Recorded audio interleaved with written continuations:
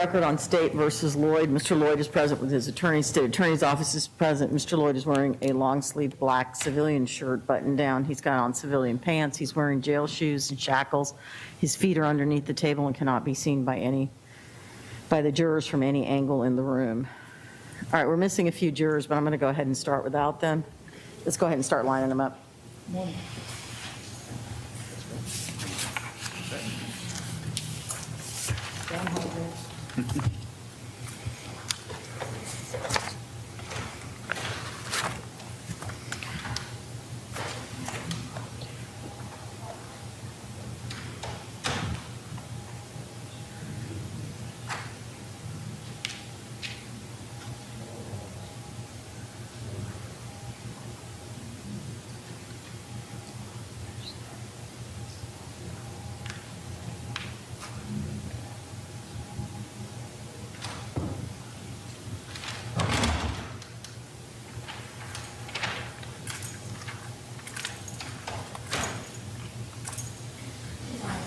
Okay. Did we get any more in between? Okay, we could slip them in. Okay.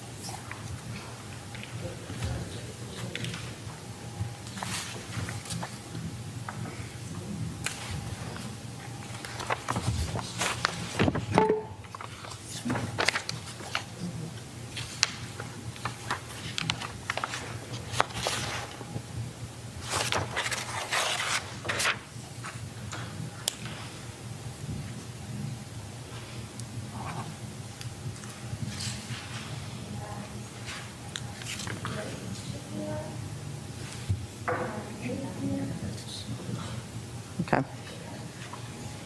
We're just missing a few of them.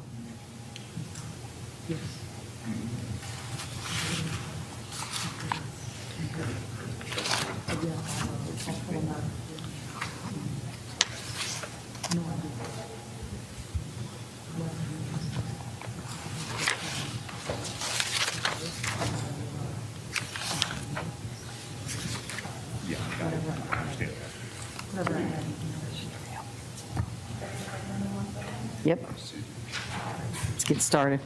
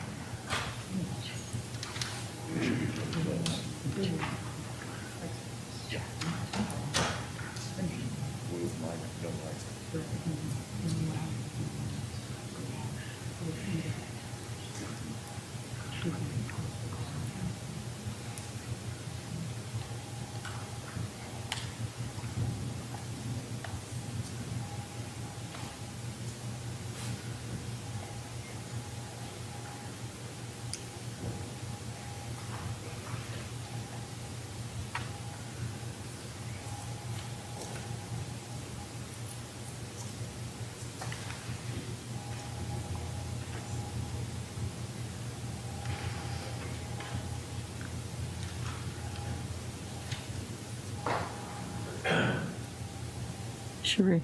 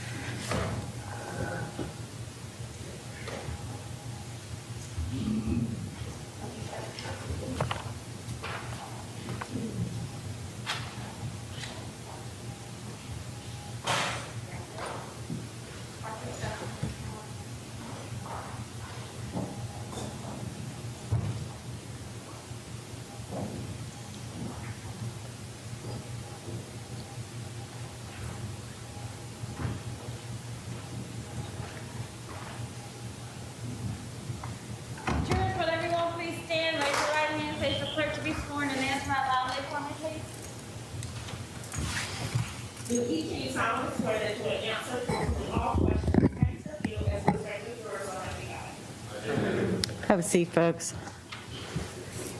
Good morning, everyone. Welcome back. I hope you had a nice weekend. Can you all hear me with this mask on when you're up here? All right, I've got somebody already is giving me the squint eye. Can you hear me now? Yeah. Okay, all right. For the record, I've removed the mask since the jurors cannot hear me. All right, you're back for day 2 of questioning here. As I told you, today is individual questioning. You're going to start as a group. I'm going to give you some instructions, and I'm going to give you some additional information about this case. Then we're going to bring you in one at a time and ask you some specific questions about certain topics. I'll tell you about that in a minute.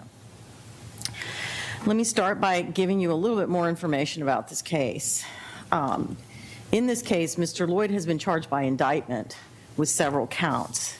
An indictment is a piece, this is it, this is a copy of the indictment. It's essentially pieces of paper that we give someone that tells them what they're being charged with.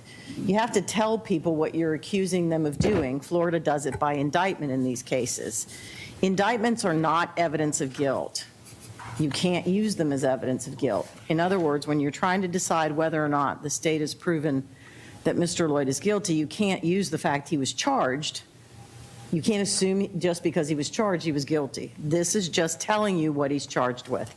In this case, Mr. Loyd is charged in count 1 with first-degree murder with a firearm of a law enforcement officer, count 2, attempted first-degree murder with a firearm of a law enforcement officer, count 3, aggravated assault with a deadly weapon, count 4, carjacking with a firearm, count 5, possession of a firearm by a convicted felon. These cases, as I told you, this is a death penalty case. The first count, first-degree murder of a law enforcement officer, is a count that makes this a capital case. And by capital case, we mean a case in which the death penalty is a possibility. As I've told you before, we do not have mandatory or automatic death penalties in the state of Florida for any case. It's just a possibility. So the case is tried in 2 stages. The first stage is the guilt phase. The guilt phase looks like every other criminal trial that you may have ever sat in as a juror or seen. Not on TV. The ones on TV aren't really real. But the guilt phase of the trial is where you all are asked to determine whether or not Mr. Loyd is guilty. So your job in the guilt phase is to return a verdict of guilty or not guilty on all counts. Your verdict must be unanimous on all counts, meaning each juror must agree on each count either to acquit or convict. The burden of proof for the state is the same in the guilt phase of a capital case as it is in every other type of criminal case. It is proof beyond a reasonable doubt, and the instruction you receive on reasonable doubt will be exactly the same as the one given in all other criminal cases. The burden on the state is not higher because of the possible penalty. When you're deciding guilt in phase 1 of the case, you will be instructed to ignore the possible sentence in this phase. In other words, we ask jurors to decide whether a defendant is guilty or not on the charges, including first-degree murder, on their own merits, and you will be told to disregard the possible consequences of your verdict. The only question you are to answer during the guilt phase is whether the defendant is guilty of murder in the first degree, as well as any other of the offenses charged, or guilty of a lesser included offense, or not guilty. And we expect you to carefully consider the facts before you reach a decision. The fact that a defendant might face a death penalty is to play no part at that stage of the proceedings. Now, phase 2 is the penalty phase. And if and only if the jury returns a verdict of murder in the first degree, the jury then reconvenes for the penalty phase for the purpose of rendering a verdict as to which sentence, death or life imprisonment without the possibility of parole, should be returned. Life imprisonment without the possibility of parole in the state of Florida means exactly that. The defendant will die in prison. We do not have parole in the state of Florida.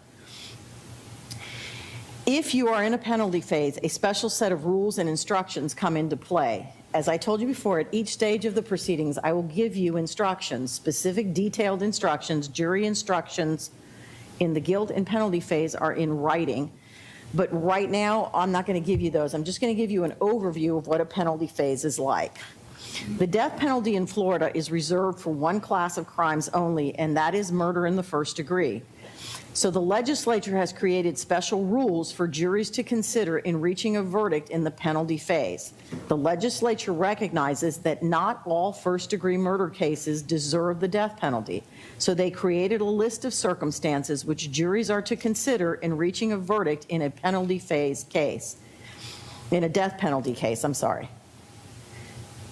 The circumstances are this. For the state, they're called aggravators. They're limited in number by statute. There are 16 of them by statutes. The state is required to prove these aggravators, these factors, beyond and to the exclusion of a reasonable doubt. They must prove at least one aggravator for the death penalty to become even a possibility as a sentence in a case. The defense has mitigating circumstances. Mitigating circumstances are the reasons the defense believes that life in prison without the possibility of parole is the appropriate sentence in this case. Mitigating circumstances do not need to be proved beyond a reasonable doubt. They need only be proved by the greater weight of the evidence. Mitigating circumstances are not limited by statute, and they may include matters relevant to the defendant's background, character, or the circumstances surrounding the offense, and they will be offered as a basis for a verdict of a sentence of life in prison without parole. Before you may vote the court impose a sentence of death, the state must prove at least one aggravating factor beyond a reasonable doubt. Once all the evidence has been presented in the penalty phase, you then retire, and I give you the law, which is the jury instructions. You retire to the jury room, the same one you all have been sitting in with your fellow jurors, to consider your verdict. You are then asked to weigh the aggravating factors and mitigating circumstances to determine the proper punishment. This is not a mechanical or mathematical process, and by that we mean you are not there to add up the number of aggravators, add up the number of mitigators, and say this side wins. That's not how you do this. The law contemplates that different aggravators or mitigators may be given different weight or values by different jurors. In your decision-making process, you individually and you alone are to decide what weight to be given to a particular factor. Each juror may give whatever weight they determine to each aggravator and each mitigator. Regardless of your findings in this respect, however, you are never compelled to nor required to vote for a sentence of death. The final step in this phase of the trial is for each of you, after weighing the aggravators, the mitigators, discussing the case among yourselves if you wish, taking a look at everything you've heard, whether the defendant should be sentenced to life imprisonment without the possibility of parole or death. The court may not impose a sentence of death unless each juror individually finds the defendant should be sentenced to death. In other words, the vote to sentence someone to death must be unanimous. Even when death is a possible sentence, each juror must independently decide whether life imprisonment without the possibility of parole or death should be imposed. Regardless of your prior findings, the law never compels nor requires any juror to determine the defendant should be sentenced to death. Any single juror has the right to vote for a sentence of life imprisonment without the possibility of parole. If, after deliberating, the jury unanimously agrees that the appropriate sentence is death, then your verdict may be for a sentence of death. If the jury does not unanimously agree that the appropriate sentence is death, then your verdict must be for a sentence of life imprisonment without the possibility of parole. Again, this is just intended to give you a broad outline of how a penalty phase goes. Since none of you have any experience with it, as I said, we'll give you detailed instructions at every step of the case. Let me also say this. The fact that I'm talking about the death penalty is not to be taken by you as any indication one way or the other as to whether or not this is a case which justifies a death penalty. I don't know that, and you don't know that. I'm only discussing it because it's a possibility. It doesn't presuppose anything. We just have to be ready in case it happens and know that you are able to do your job as a juror in both phases of the case, both guilt and penalty. Now, we're going to be asking you some questions on a variety of topics this morning. I want you to think about them while you're in the jury room, because these probably are questions that nobody's ever asked you before. And they are as follows. Number one, we're going to ask you what your position is on the death penalty. We are going to ask you if you have a religious, moral, or personal objection to the death penalty, whether you are someone who could never impose death regardless of what the law says. On the flip side of that, we're going to ask you if you're someone who believes that if someone is convicted of first-degree premeditated murder, the intentional killing of another human being, they should automatically be sentenced to death. As I have told you, Florida does not have an automatic death sentence for anyone or any type of case. We're going to ask you whether you believe you can fairly and openly listen to the evidence from both sides in a penalty phase and go back there and fairly and calmly weigh the aggravators and the mitigators and reach a verdict. Many people have very strong feelings about the death penalty, both for and against it. The fact that you have such feelings does not automatically disqualify you to serve as a juror, as long as you're able to put those feelings aside and apply the law as I instruct you. In other words, you must be willing to be bound by your oath as a juror to obey the laws of this state in delivering your verdict. We are also going to be talking to you about a defense that Mr. Loyd has raised. In this case, he has raised the defense of not guilty by reason of insanity. I'm going to read you, there is a jury instruction on that. I'm not going to read you the whole instruction. I'm going to read you the definition right now, and then we are going to be asking you about your feelings and beliefs about this type of defense. A person is considered to be insane when he had a mental infirmity, disease, or defect. Because of this condition, he did not know what he was doing or its consequences, or although he knew what he was doing and its consequences, he did not know it was wrong. As I said, we're going to be asking you about the insanity defense. Lastly, I'm going to read to you a statement of the case. These are not evidence that I'm reading to you. I'm just reading you a statement of the case because we need to ask you some questions. On the morning of January 9th, 2017, defendant Markeith Loyd is alleged to have entered the Walmart store at 3101 West Princeton Street. Mr. Loyd had an active warrant for his arrest. Orlando Police Lieutenant Debra Clayton attempted to take Loyd into custody on the information she received regarding Mr. Loyd's involvement in the Dixon homicide, when it is alleged Mr. Loyd shot and killed Lieutenant Clayton following an exchange of gunfire before fleeing the Walmart and eventually being apprehended about a week later. Mr. Loyd's trial for the killing of Sade Dixon and her unborn child began on September 27, 2019 and ended on October 23, 2019. Mr. Loyd was convicted and sentenced to life without the possibility of parole. The portion about the conviction for the murder of Sade Dixon and her unborn child, she was pregnant at the time, and the life sentence without the possibility of parole cannot be used by you to determine guilt in this case. In other words, this is a completely different case, and just because he was convicted of that, you can't assume he's guilty of this one. We're going to be asking you questions about your ability to put that out of your mind in the guilt phase of these proceedings. These facts would be used later on in the case, and I would instruct you as to how you can use them, but you cannot use them to determine guilt. So before I send you back into the jury room, I have a basic question for you all. Just raise your paddles for me. How many of you have heard about this case? Raise your paddles if you have. So I've got, once I tell your name, you can put them down. 8, 13, 25, 31, 32, 33, 35, 39, 44, 48, 49, and 55. Of those of you who raised your, did I miss anybody? Of those of you who raised your paddles, how many of you have formed an opinion as to whether or not Mr. Loyd is guilty? 13. Anybody else? 44. Anyone else? All right, thank you very much. 13 of you will stay in the courtroom. The rest of you return to the jury room. I'll be with you as soon as I can. There should be coffee back there. Feel free to help yourselves.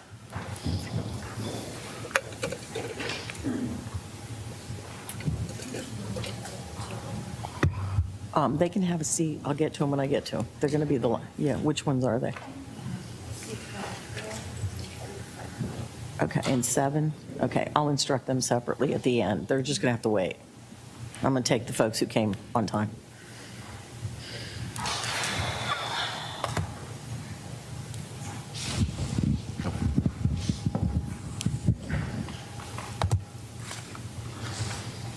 Um, 44, you need to go back in the jury room.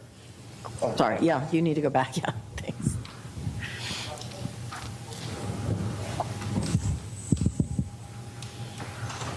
All right, good morning. Morning. Morning.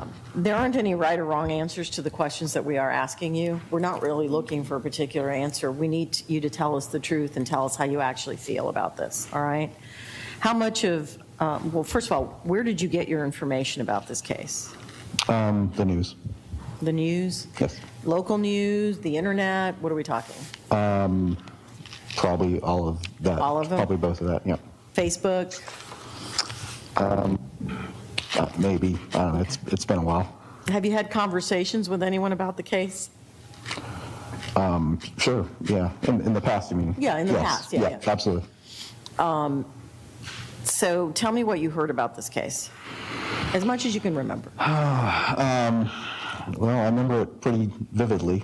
I mean, I've lived in Orlando for many years, so I remember when it happened. I remember I remember that when that happened. I remember the Walmart incident.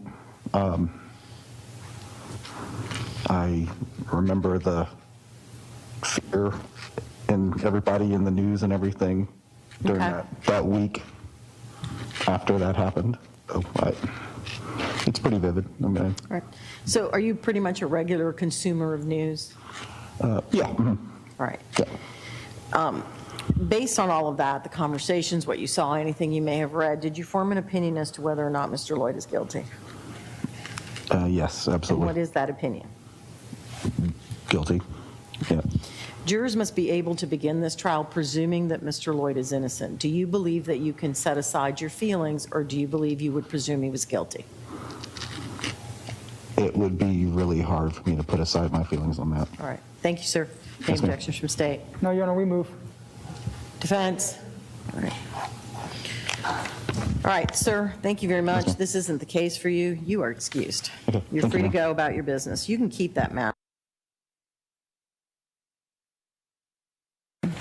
I know you're excited. Juror in seat number 44, please.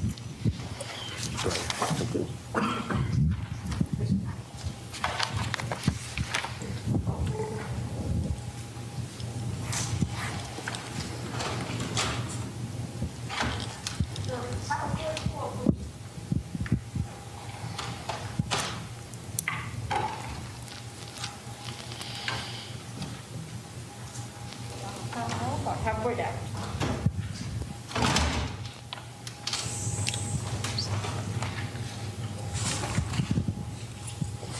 Good morning. Good morning. I have a few questions for you. There aren't any right or wrong answers to these questions. You just need to tell us the truth, okay? You said that you knew something about this case. What do you know?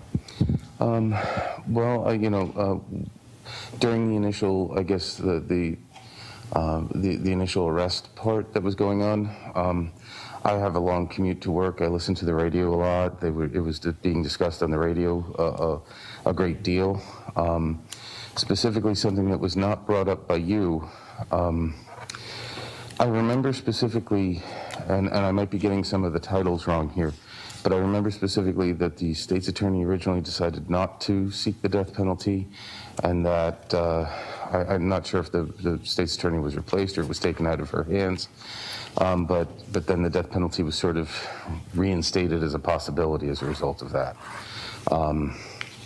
And so that there was some politics around whether or not the death penalty would be involved with that, and essentially what was involved with the media coverage.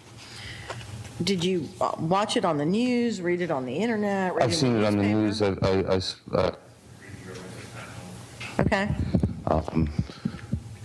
I'm a college professor. I stay up with current events and local news as well. I was going to ask you, are you a pretty regular consumer of news, of local news? Yes. All right. Did you see or hear anything on Facebook or Instagram or any of that? I'm sure somebody shared a story, but I mean, this was years ago. So. Was this something that was being talked about among your family, friends, or colleagues?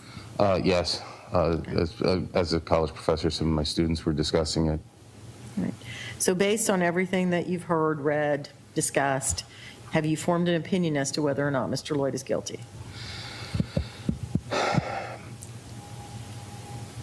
I could weigh the evidence. I could sit and take a look at the evidence. I could do that, but I think I have an opinion on it already based on what I know. That he would be guilty of it. Okay.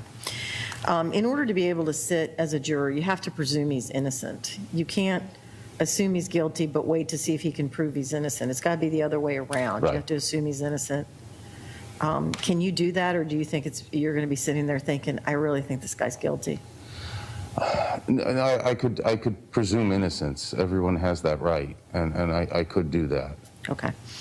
So let me present you with some scenarios. You tell me if any of these apply to you. Number one, you're seated as a juror and you're going, I think this man is innocent and the state needs to prove to me beyond a reasonable doubt that he did this. Number two, I think he's probably guilty, but I'm willing to listen and see if I'm wrong and he's actually innocent. And number three, I think he's guilty, but I'll give him a shot and see if he can convince me. Do any of those three apply to you? Number two right now is probably the most accurate scenario. Okay, thank you. State? We move, Your Honor. Thank you. All right, sir, this isn't the case for you, but we appreciate your willingness to serve. I'm going to excuse you as a juror in this case. You're free to go about your life. Oh, okay. Thank you. Thank you, Your Honor.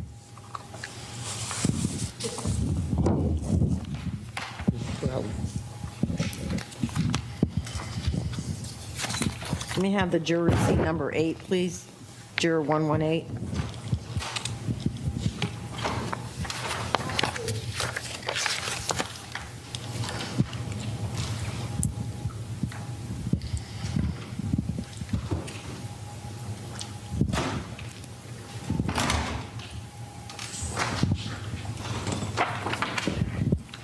Good morning, ma'am. Good How are morning. you?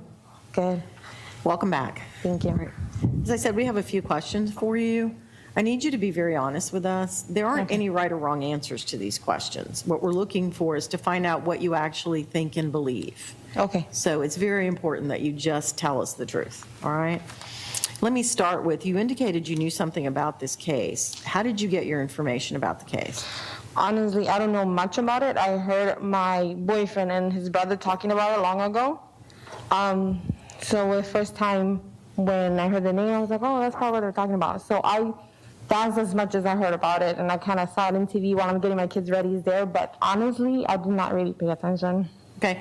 Do you remember what it was your boyfriend and his brother, you said? Or his friend? Yeah, his brother. What they said? They were saying that basically there was another cop case, there was a shooting, and so I'm not even sure they were saying there's another cop case or they were actually talking about the defendant. I just remember them mentioning a cop and a shooting. And I was like, okay. So I just didn't really pay attention. Okay. Is either one of them a law enforcement officer? No, they're not. Okay. Is there anything about the conversation that you overheard? So let me back up a minute. I'm sorry. Did you read anything about the case? Not really, no. Facebook, anything like that? No.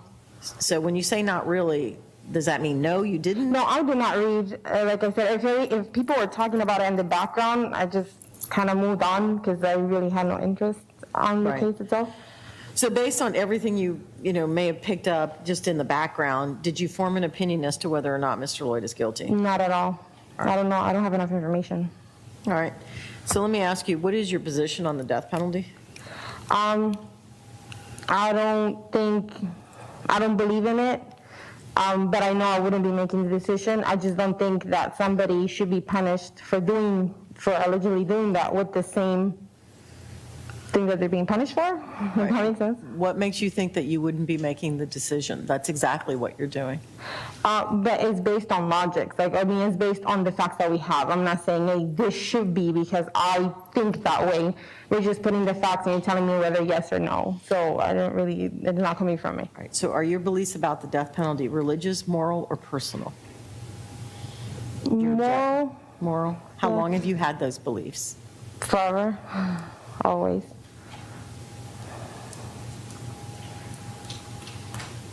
Right, you heard me explain to you what happens if Mr. Loyd was convicted of first-degree murder. It's premeditated murder, the intentional killing of another human being.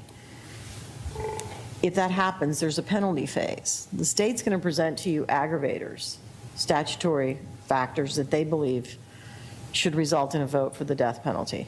The defense is going to present the mitigators, reasons that they believe the vote should result in a sentence of life without the possibility of parole. You have to be able to fairly and openly consider both options. And so when you go back there and you're weighing aggravators and mitigators and everything that went on in the case, everything that you heard, if at the end of that you believed that the law and the facts, the aggravators and mitigators led you to that the appropriate sentence was death, would you be able to vote for death? I'm not sure, to be honest with you. Okay. I would like to tell you yes or no, but given at that moment, I don't exactly know how I would react because I never had to make any decisions like this, so I Correct. wouldn't know. And I understand, but the problem is that at this stage of the proceedings, both sides have a right to have their information heard fairly and with an open mind, not I'm going to sit here and listen and then I'm going to vote for this or that. That's not what an open mind means. And we need to know that jurors are able to do this. So take a minute, think about it, kind of put yourself in the situation. You've looked at everything. You've looked at the instructions I've given you. You've weighed the aggravators and the mitigators. And you believe that everything leads you to voting for a sentence of death. Now, you're never required to vote for death. I understand that, but you have to be willing to at least consider it. Do you believe you would ever be able to vote for a death sentence?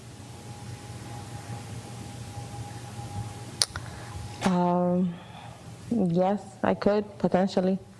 Eventually? Potentially. Oh, I'm just saying, potentially, yeah, I'm because there's very strong things I had about like things like abortion and stuff, but when you're put in the situation, everything changes. So I think that will go in this case too. I say, yeah, I don't think he's right, but being put in a situation and being presented, if it's both, then I believe I can make the most logical decision. Okay. Do you have any doubts about your ability to do that? No. All right. You heard me explain that Mr. Loyd has raised the defense of not guilty by reason of insanity. Correct. The defense has to prove that. It's in the guilt phase. It's not in the penalty phase. It's when you're trying to decide whether he's guilty or not. It's the only burden they have in the guilt phase. Otherwise, the state has to prove him guilty beyond a reasonable doubt. You'll get all these instructions in writing, okay? Okay. But, so let's say that it's the end of the guilt phase. You've heard all the evidence and you believe that they have proven it. It's by clear and convincing evidence. Would you be able to return a verdict of not guilty by reason of insanity? Yes. Right. And then lastly, you heard me tell you about the conviction for the murder of Miss Dixon and her child, her unborn child. Can you put that out of your mind in the guilt phase? You can't use that to determine whether or not he committed these crimes. You understand that? Yes. Can you do that? Yes. All right, thank you so much. I don't have You're any other welcome. questions for you, but the lawyers do. Oh, All okay. right, so, sorry, you're not off the hook yet. Mr. Williams, you may inquire. Thank you, Your Honor. Good morning. Good morning. So when I was listening to you discuss the death penalty with the judge, you said at least a couple times that you could use logic and that logically you could go through that process. And I was interpreting that as you saying that you could separate logic from your emotions. Yes. Is that what you were trying to say? Yes. Okay. Which leads me to believe, and again, if I'm wrong, tell me, okay? Okay. That emotionally, and I think morally, you said that you have an opposition to death. Correct. Okay. Explain that moral opposition. I think I know, but I don't want to assume what's in your mind. What is your moral opposition to the death, in a vacuum, what is your moral opposition to the death penalty based upon? I don't Like, we shouldn't decide whether we should take somebody else's life or not. But at the same token, if somebody else is making that decision, then I guess like you said, it's kind of like every kid. Some kids you have to hit for them to behave and some you don't. Right. If they're making the decision that it's okay for them to do it, in that sense, logically, okay, well then you would take the same sentence. Does that make sense? You're taking somebody's life, then maybe that's how you need to be punished, logically. Now, morally, I'm like, well, we shouldn't really decide whether or not we can take a life, but then they make the decision too. So it just, morally, I'm like, no, but logically, if they're using that as like a weapon or a way to decide something, then maybe they should have the same, we should use what they thought it was okay when we're looking at them. Okay, so, no, and that makes, I think I understand what you're saying. So, you're going to pull a lot about the death penalty. Make sure this is on. Can you hear me okay? Yes. Okay. The instruction is long, and you do get a substantial amount of guidance from the law as to when a sentence of death is appropriate, an appropriate recommendation, and when it's not. But as the judge alluded to, the law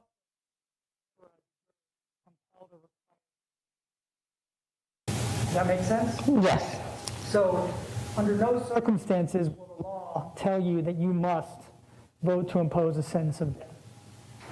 So, what I'm sort of struggling with, given your moral position, is given that logic and the law will never require you to make that decision, could you make it, given your moral opposition to the death penalty? Oh, I see what you're saying. Yes, ma'am. Okay. Because it's not, you're sort of, my interpretation of what you're saying is if the law says it's appropriate, then logically I could set aside my moral obligation. But I'm telling you right now, the law is never going to require you to vote for a sentence of death. You will always have the option to not vote for death, to vote for life, because that is your moral judgment. In fact, that decision, that ultimate decision, has been characterized as a reasoned moral judgment. So the first part is what you're referring to, reasoned. The second part, the moral part, is where I'm sort of wondering how you could reach that decision, the ultimate decision, knowing that you would never be required to do that. Yes. However, in this case, they're saying that the decision is not so much that I'm saying, oh, this person deserves. It's basically saying, hey, this is what we have. This is what it is. This is what we think. Which one do you pick? That's how I see it. So it's not me making, oh, this is going to happen. And I think that because of my morals and whatever else is going on, I'm going to go with this. It doesn't, I wish it worked like that sometimes, it's just that easy, but it's not. When you're presented with everything that's in there and they're asking you to look at that logically, and I understand we're not required as far as like morally to put a decision, but we are required to pick A or B over here on this side. Like at the end, we are required to say, hey, and have an open mind to see, hey, this is something based on this logically, this is something that's on the table. Based on this, what would you do? So I don't think it's really making me specifically decide what's gonna happen to the person. It's saying, hey, pick from the options A and B because this is what we have. Okay, so I think morally, and the only reason why I think is for me, because like I said, when you believe something and when you're presented with the evidence and the position in there, then you really have to, you're forced to look at the facts and okay, yeah, I've been raised to believe all this all my life, but this is what I have in front of me. Based on this, then you make your decision, which is what I think, the trial is for. You have to let all that aside and just look at what you have in front of you. And I understand sometimes it could be difficult, especially since I have my morals and things like that, but I think there's a big difference with what you believe to believe in, who the person that you are, and just making a decision on something that you have in front of you. So what I'm hearing you say is that you could set aside your moral objection. Yes. And make a decision based on the law and what was presented to you about this specific case. Yes. Even if that decision ultimately you believe that a death recommendation was appropriate. Objection. Use the word recommendation. Overruled. I didn't hear it, Judge. You need to speak. Use the word recommendation. Overruled, go ahead. You can answer the question. Do you need me to restate it? Yes, please. Sure. What I hear you say is that you could set aside your moral objection, any moral objection you have to the death penalty, and make a decision based only on what you hear and the law and the guidance it gives you, and that if you believe that death were appropriate, you could vote to make that decision. You could vote for death for another human being. Do I have that right? Yes. Okay. Any concerns about your ability to do that? No. Okay. That's all I have, ma'am. Thank you so much. Thank you, Your Honor. Thank you. Ms. Miller, you may inquire. No. You can do it afterwards. Let's go.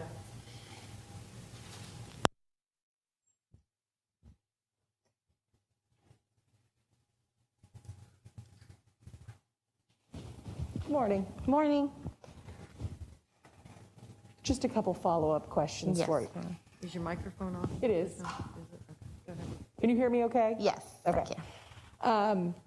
Because death is never required in any case, not in this case, not in the worst imaginable case, the standard for a juror to serve on a case where death is a possible penalty is that the juror be able to give meaningful consideration to possible penalties. Life in prison without the possibility of parole, or the death penalty. And you can do that, correct? Yes. Okay. No one's signing you up or requiring you to give a death sentence in any case, let alone this one. With me? Yes. Okay. So I want to back up, right? You heard the judge ask if you are somebody who thinks that death is automatic or should be the automatic penalty once someone is found guilty of first-degree murder, right? Yes. I just want to make sure we're on the same page. Murder, first-degree murder in Florida is the intentional, premeditated killing of an innocent human being. That defendant thought about it, meant to do it, and did it. With me? Yes. If a jury found somebody guilty of first-degree murder, that jury in that first part of the trial, as the judge discussed, would have considered any available defenses, things like self-defense, and would have rejected any of those defenses in finding that person guilty of the intentional, premeditated killing of an innocent victim. With me? Yes. So we're talking about killing without any legal justification, excuse, or defense. So understanding that, is death the automatic penalty for a totally intentional, unjustified killing? No. Okay. Why not? Why would it be? Like, there's many options to that, right? Like, I understand that's what they decided to do and what they had in their mind to do it, but maybe for somebody, the punishment shouldn't be the same as the death penalty. Maybe it should be something else. Maybe it's life in prison with parole. But without knowing all the facts, how would I know what would be the best option? I wouldn't know. Okay. Let me add one additional factor, right? We're still talking about the killing of an innocent, intentional premeditated killing of an innocent victim, but the victim is a law enforcement officer. Should death be the automatic penalty for somebody who intentionally kills in an unjustified way a law enforcement officer? It would be the same answer, because it doesn't matter if it's a law officer, whoever the other person is, it's still a person. Okay. And then the last sort of factor I want to add to that is somebody who's guilty of the intentional premeditated killing of an innocent victim, who is a law enforcement officer, and that person has previously been convicted of another first-degree murder and is already serving life without the possibility of parole. Is death the automatic penalty for this murder? No. Why not? Again, whatever has done, whatever the punishment that they give them maybe wasn't enough, but that doesn't automatically mean that they have to go to the death sentence. Okay, those are the only two options, right? Life without the first-degree murder, life without the possibility of parole, or the death penalty. And so when you say that might not have been enough, life, the only other elevation and penalty is the death penalty. You see what I'm saying? Oh, okay. Honestly, if if people that know more about this, if they decide that that's the punishment for that, then that is the punishment. I think, is it my decision or like the jury to decide whether they're guilty or not, correct? Or we're deciding what the punishment is as well? No, that's 100% the jury's decision. So the jury would make the decision of whether or not this defendant is guilty, right? Yes. And then if, and only if, the jury decides the defendant is guilty beyond a reasonable doubt of first-degree murder, we go to the second part of the trial. And all 12 jurors in the second part of the trial have to come to an individual moral assessment about whether that defendant lives or dies. It's your call. And so the judge is going to give you guidance about what the law and the legislators have said, you know, as to what cases the lawmakers have decided are appropriate for the death penalty, but it is your call as a juror whether life or death is the appropriate penalty. Okay. With me? Yes, I'm with you. I think that's what the state and I were both trying to figure out, because some people say, you know, I hear the law and I want to follow it, but for me, I'm just not going to be able to do that. And it sounds like you're somebody who would be able to do that. Yes, like I said, that's not my forte. So if you're telling me, hey, we're going to give you guidance and we're going to tell you what this is, then I'm just going to follow the guidance that I have in front of me. Okay, let me give, so the guidance is, if we're in the second part, right? So the first part is, has the state proven beyond a reasonable doubt the defendant is guilty of the crime of capital first-degree murder, right? Correct. Only if that answer is yes do we get to the second part of this trial, okay? And then at the end of the second part, the sentencing phase, you have to decide as a jury, did the state prove the existence of at least one aggravating factor beyond a reasonable doubt? Is that aggravator sufficient to warrant the death penalty? Does that aggravation outweigh mitigation? And then the last question is death the appropriate penalty?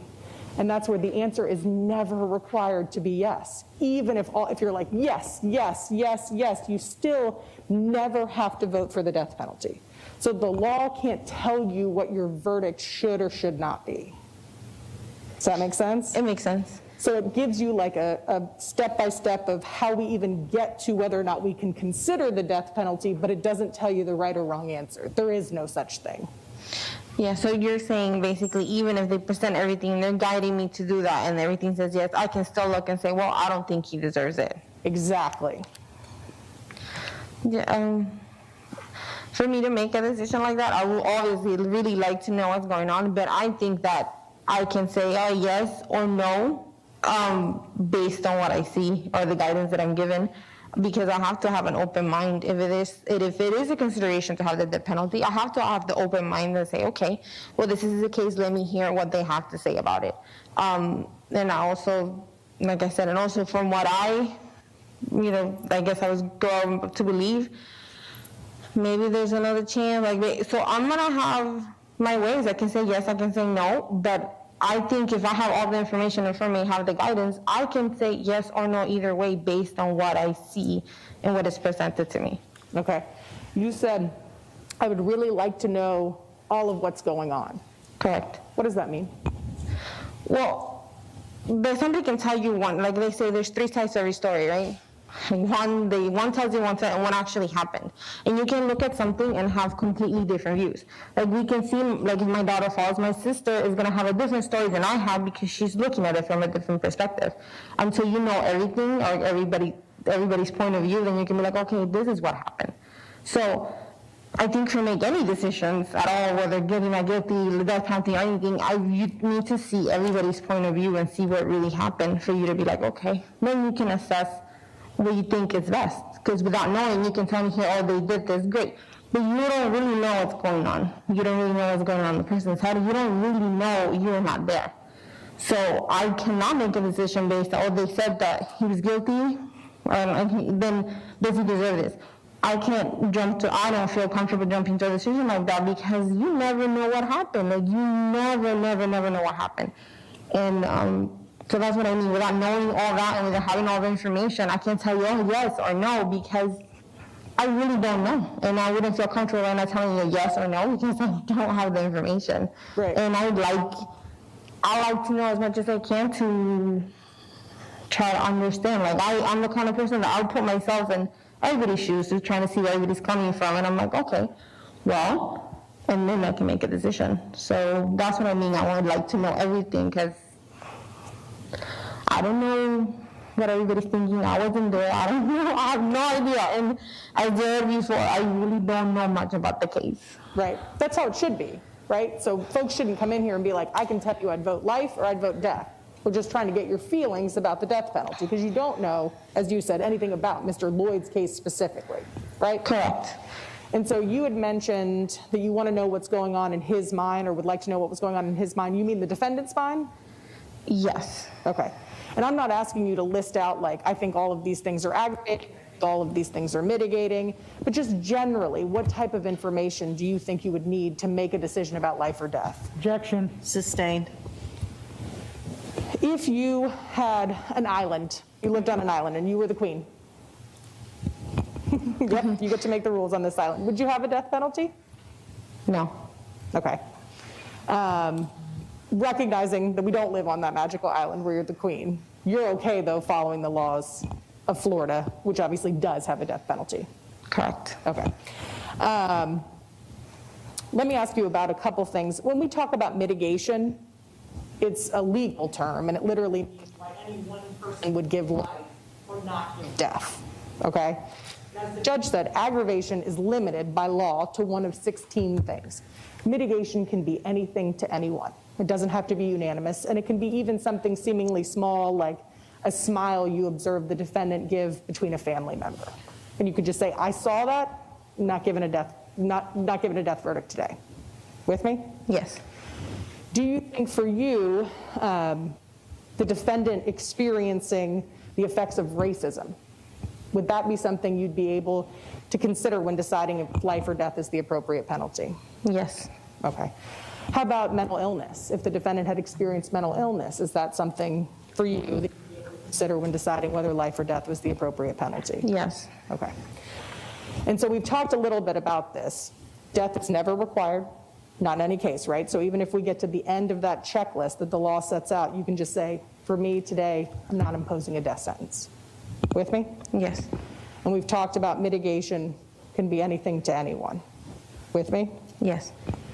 If one juror decides that life will be the penalty, or one juror decides that life should be the verdict, then life will be the penalty. With me? Yes. And there's no such thing in penalty phase as like a hung jury. Have you ever heard of that? No. Okay, so like in deciding guilt or innocence, all 12 of you have to decide beyond a reasonable doubt if the defendant is guilty or not, right? If all 12 of you in that first part of the trial can't reach a unanimous, and that is all of you agree on the same verdict, Judge, then it's a hung jury. objection. Sustained. Rephrase the question.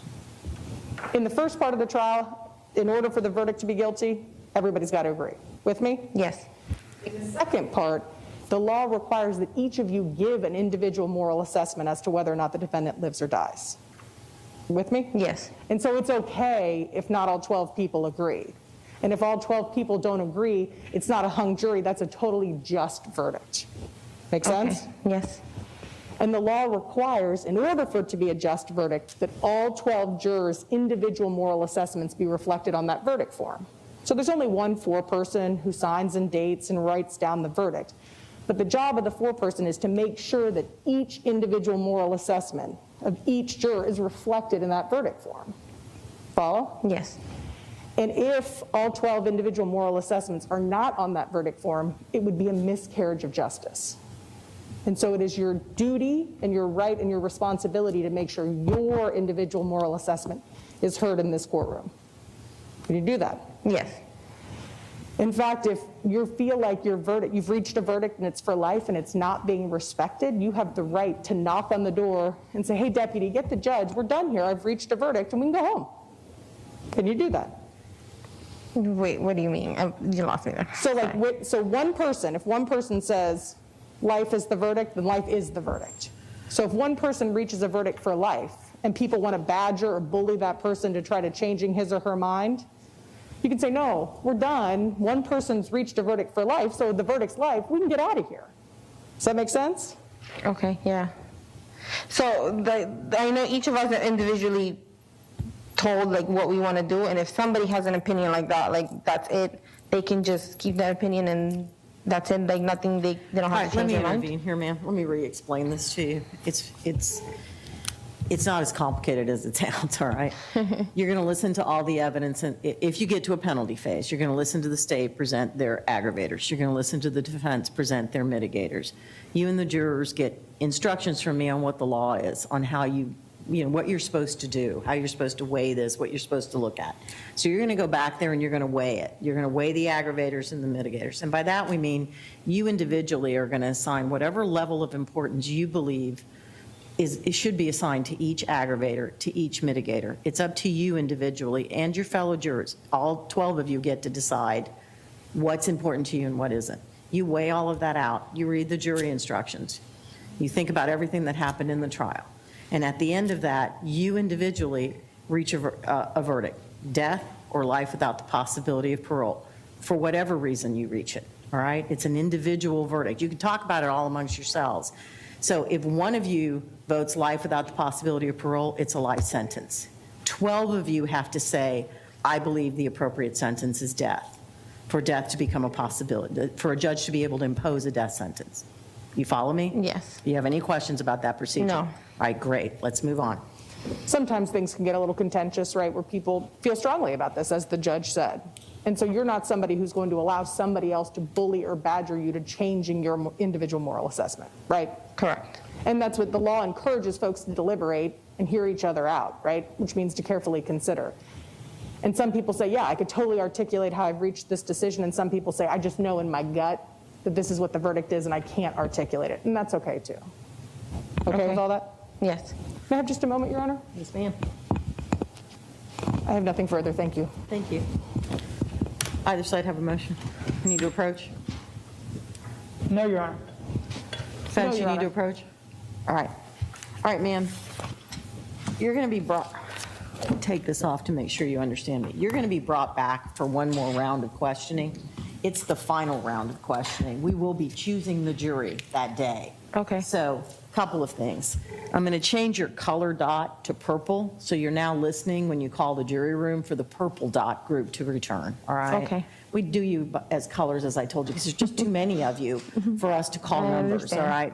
So when you hear that you're supposed to return to the courthouse, I don't know when it's going to be, ma'am. It won't be any earlier than the end of this week, and it may be next week. But when you hear you're supposed to come back, you need to pack a suitcase. We're going to give you a packet because the jury's being picked and sequestered that day. So you need to have a suitcase packed and ready to go in case you're picked for the jury. Just leave it in your car. Don't bring it into the courthouse. You won't need it unless you're picked. The package gives you the slip with the number that you're supposed to call to find out whether you're supposed to come back. Don't bother calling before Wednesday, okay, after 5. Okay. And secondly, excuse me, it also has a sequestration package. It tells you what it's like to be sequestered, and it gives you some suggested things to pack. Okay? It has a letter also for your employer, or I don't know if you're a student, I can't remember, but either Your one, employer, to let yeah. them know that you're coming back. Do you have any questions? No. All right. No. Thank you. All right, you're excused for today. Remember, don't look at anything or read anything. Okay. Have a great day, ma'am. Thank you.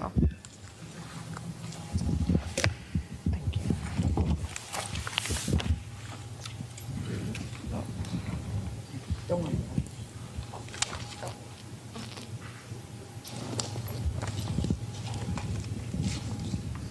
Thank you.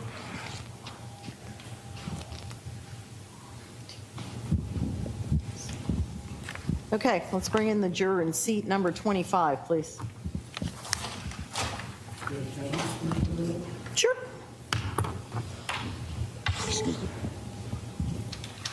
Your Honor, Yes, sir. the state objects to defense counsel in any way referencing or interjecting the idea of a hung jury. I objected the first time and then it came back again the second time. It's inappropriate. We would ask the court for an order to both attorneys, for both sides, not to interject that concept. I agree with that. I'm going to sustain that objection. And even though I overruled the objection, be careful about using the word recommendation. Everyone needs to use the word verdict in referring to death or life. All right, you cleaned it up. Judge, Mr. Buxman has some argument on that point, if he may. Judge, I'd cite to you Allen v. State, 322 Southern 3rd, 589, Florida Supreme Court, 2021. In that case, the defense's complaint was that the state in opening statement said, referred to the penalty phase jury decision as a recommendation. The Florida Supreme Court said, taking the statements in reverse order, no error, let alone fundamental error, occurred as a result of the prosecutor's statement that he would ask the jury to return a, quote, recommendation of death because the statement did not improperly describe the role assigned to the jury by local law. Citing Romano v. Oklahoma, which said to establish a Caldwell violation, a defendant necessarily must show that the remarks to the jury improperly describe the role assigned to the jury by local law. The Allen court said, under the plain text of Florida's death penalty statute, a sentencing recommendation is precisely what the penalty phase jury provides. I missed that case completely. Thank you. I'll take a look at it. All right. Let's bring, I will not use that language until you've had an opportunity. yeah, to let me review it. read the case and then I'll get back to that. Go ahead, And do it, too. it'll give you a chance to answer it. Did you get the site? We did. Do you want me to respond now or later? If it's brief, very brief, go ahead. First v. Florida was decided in 2016 by the United States Supreme Court and found our entire statute to be unconstitutional because the jury was offering a recommendation. And so I understand that that's still the vernacular used in the actual statute, so the violation of Caldwell v. Mississippi, violation of First v. Florida. Let's clarify this. Hearst v. Florida, the United States Supreme Court case, overturned Florida statute because it was not unanimous and because the court could overrule a life recommendation. At no point did they address the issue of a death verdict being a recommendation and not a requirement. So, all right, we're done. Let's bring the jury in. I'll read this new case, which I completely missed. I didn't see that one. Let's bring in juror number 25, please. I didn't spend all morning on this. Oh, Tariko gets the purple.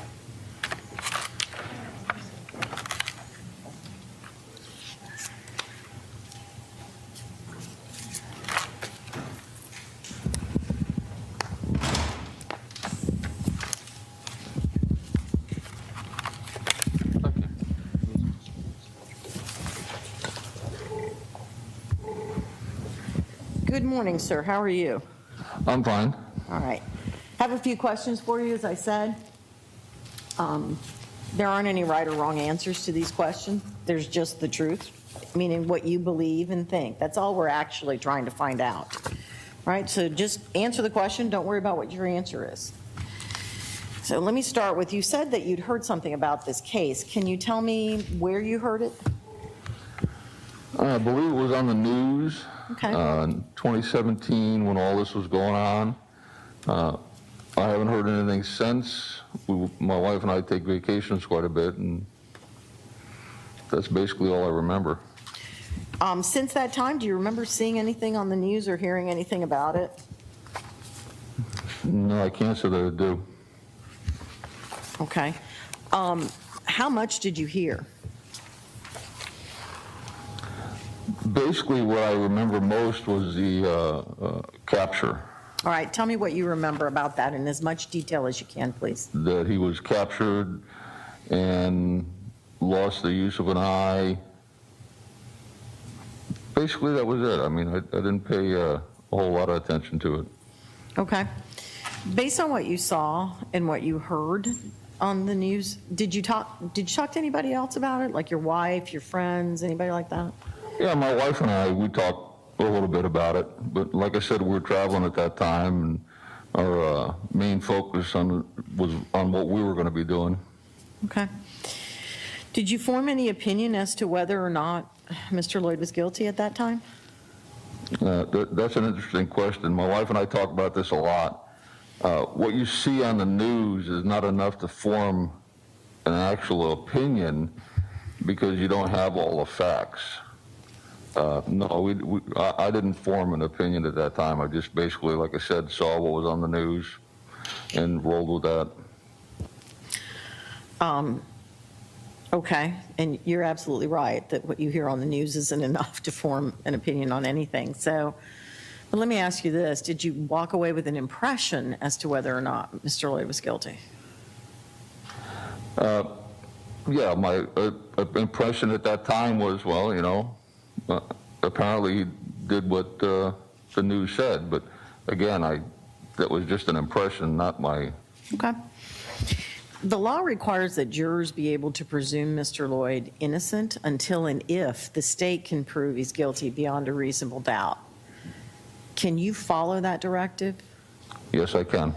Would you, if you were chosen as a juror, would you start the trial believing, look, as far as I'm concerned, this guy's innocent until the state can prove to me he's guilty? Or would you be sitting there thinking, I kind of think he's guilty, but I'm willing to listen and see if I'm wrong? No, I'd actually have to see the facts or listen to the facts. Everybody deserves a presumption of innocence. All right, thank you, sir. So let me move on from that to ask you, what is your opinion of the death penalty? Do you have one? I believe in the death penalty. All right, so you have no moral, religious, or personal objections to the death penalty? No, I don't. First-degree murder is premeditated murder. In other words, it's the intentional killing of another person, all right? And in this case, that person was a law enforcement officer. Is there anything about those two things that would lead you to automatically vote for death in a case like this? All right. And as I told you, we don't have an automatic death penalty in this state. Is it your opinion that there are any cases in which, types of cases, not specific cases, in which if a person is convicted of first-degree murder, they should be sentenced to death?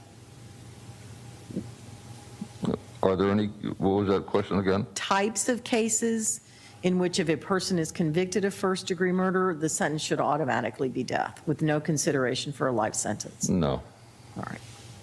You heard me describe the process through which jurors go through in reaching a verdict of either life without parole or death. Do you believe that you could fairly and openly listen to both sides, weigh the aggravators and mitigators, and reach a verdict? Yes, I do. And if the law, the facts, the weighing, everything, your own personal moral code led you to believe that the appropriate sentence was life without the possibility of parole, could you vote for that? Yes, I could. And if it led you to believe it was death, could you vote for that? Yes, I could. All right, you heard me explain that Mr. Loyd has raised the defense of not guilty by reason of insanity. All right, this is the one time, this is in the guilt phase when you're trying to decide whether or not he's guilty. It is the one time in the guilt phase the defense has the burden of proving that, not states. Defense has to prove by clear and convincing evidence. If at the end of the guilt phase you were convinced that Mr. Loyd was not guilty by reason of insanity, could you reach that verdict? Yes, I could. And lastly, as I told you, he was previously convicted of murdering Miss Dixon and her unborn child and sentenced to life without parole. Can't use that in the guilt phase. Different case, doesn't have anything to do with whether he's guilty or not of these charges. Can you put that aside and just focus on these charges? Yes, I could. All right, thank you, sir. I don't have any other questions. The attorneys are going to have some questions for you. Mr. Williams, you may inquire. Thank you, Your Honor. Good morning, sir. Good morning. Thank you for coming back as if you had a choice, right? I wanted to ask you about what you saw in the news. What I wrote down was that you did see something about him being captured, him being Mr. Loyd, captured and losing the use of his eye. Correct. That's what I remember. Yes, sir. Tell me anything you can, in as much detail as you can, about that prospect.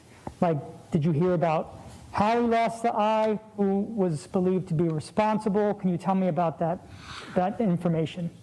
Actually, I don't remember anything other than what I told you. Okay, so as you sit, you have no idea about how that happened or what the circumstances were, other than you heard that he lost the use of his eye? Correct. Okay. And as I said earlier, what you hear or see on TV, you're not actually talking to a person who experienced the fact. Yes, sir. So.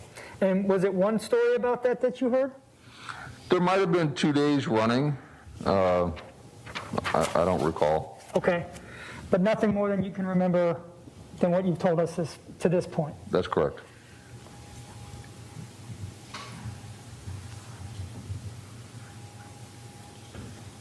May we approach, Your Honor? You may. 1 second, sir. One We'll be second, right sir, I'm back with sorry. you.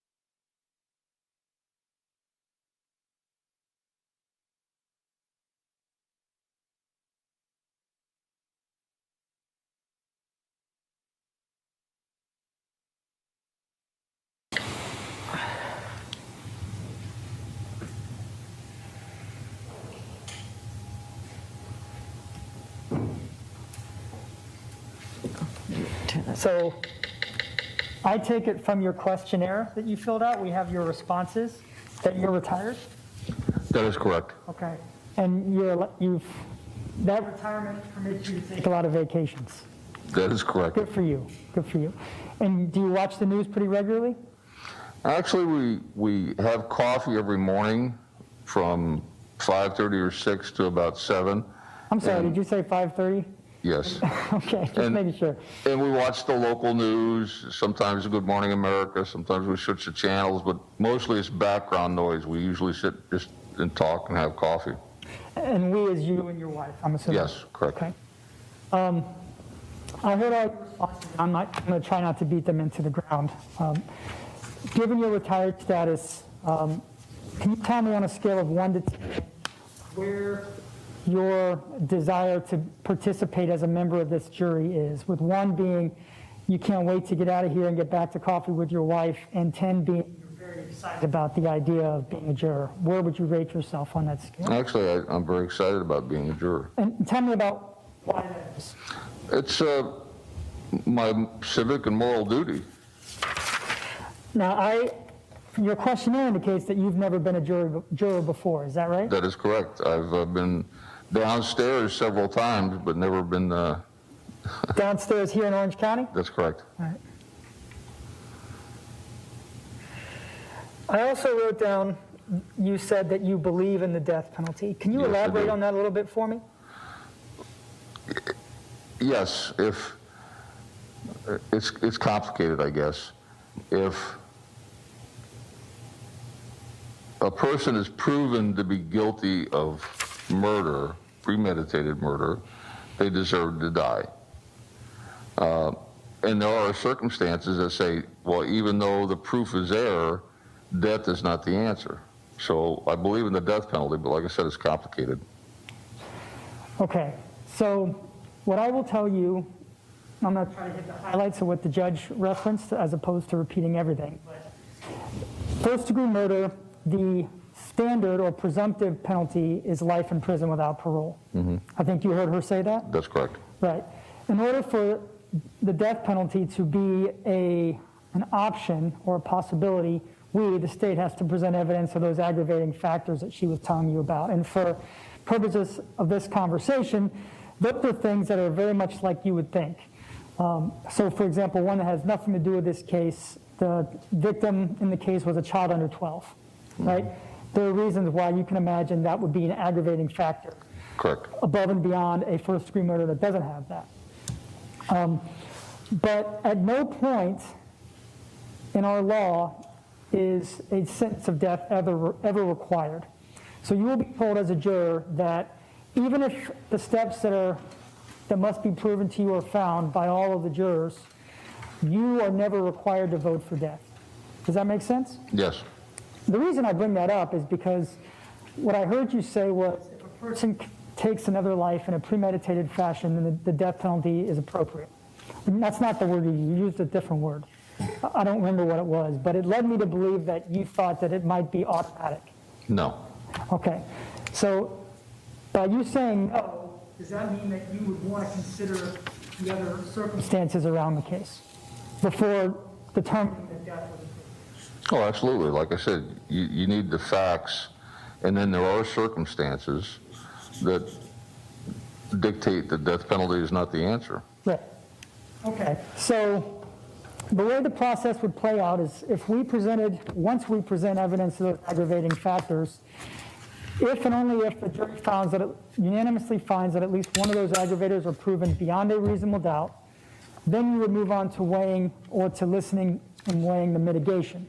So after we sit down at the penalty phase, the defense will have the opportunity, if they wish, to present evidence of those mitigating circumstances. And that could be anything in Mr. Loyd's life, background, or character, or even about the nature of the offense that they believe is the reason why life is the appropriate sentence as opposed to death. No matter how you feel about the aggravating factors, you would be obligated as a juror to listen, give meaningful consideration to those mitigating circumstances. Correct. My question for you is, can you promise us that you would do that before making an ultimate decision on the sentence of death? Yes. No matter what you heard in the aggravating factors. Correct. So, under Florida law, first-degree murder usually means a premeditated, they thought about it, then they did it, killing of another human being. And often that person is an innocent human being. And in this case, you've already heard that that person was a law enforcement officer. With me? Yes. Even if that really strikes at a chord of who you are, you would still be obligated to listen to the mitigating circumstances. Could you assure us that you would do that before making a decision? Yes. Any issue with that at all? No.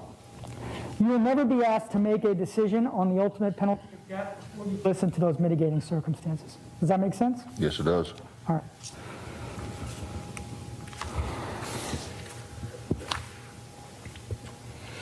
I want to ask you a little bit about insanity, because it's potentially a defense in this case, as the judge told you. Because that's a defense, I need to ask you if you or anyone close to you has ever dealt with mental illness in their life. I have a nephew that served overseas several times. Okay? And so I take your response to mean that as a result of his service, he had some mental health issues arise. Yes, he did.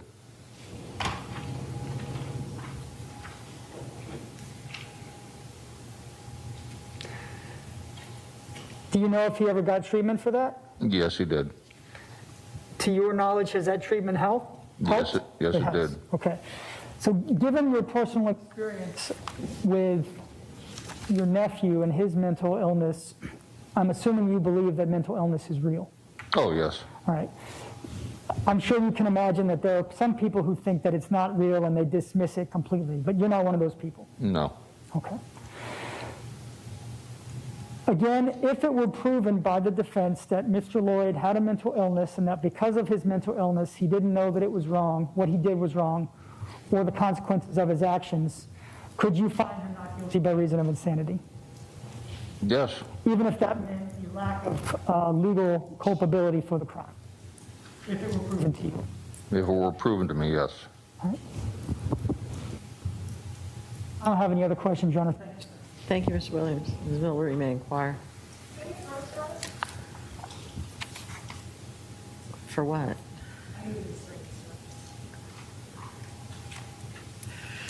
All right, let me see the attorneys at the bench.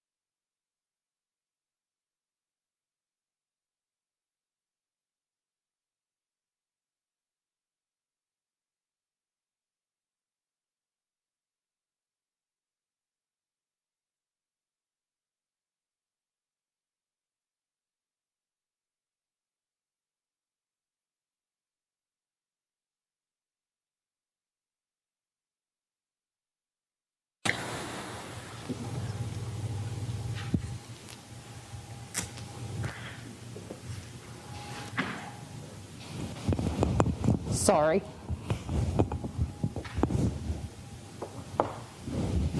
Just wanted to get your language When Mr. Williams asked you your feelings on the death penalty, you said, if a person is proven to be guilty of murder, premeditated murder, they deserve to die.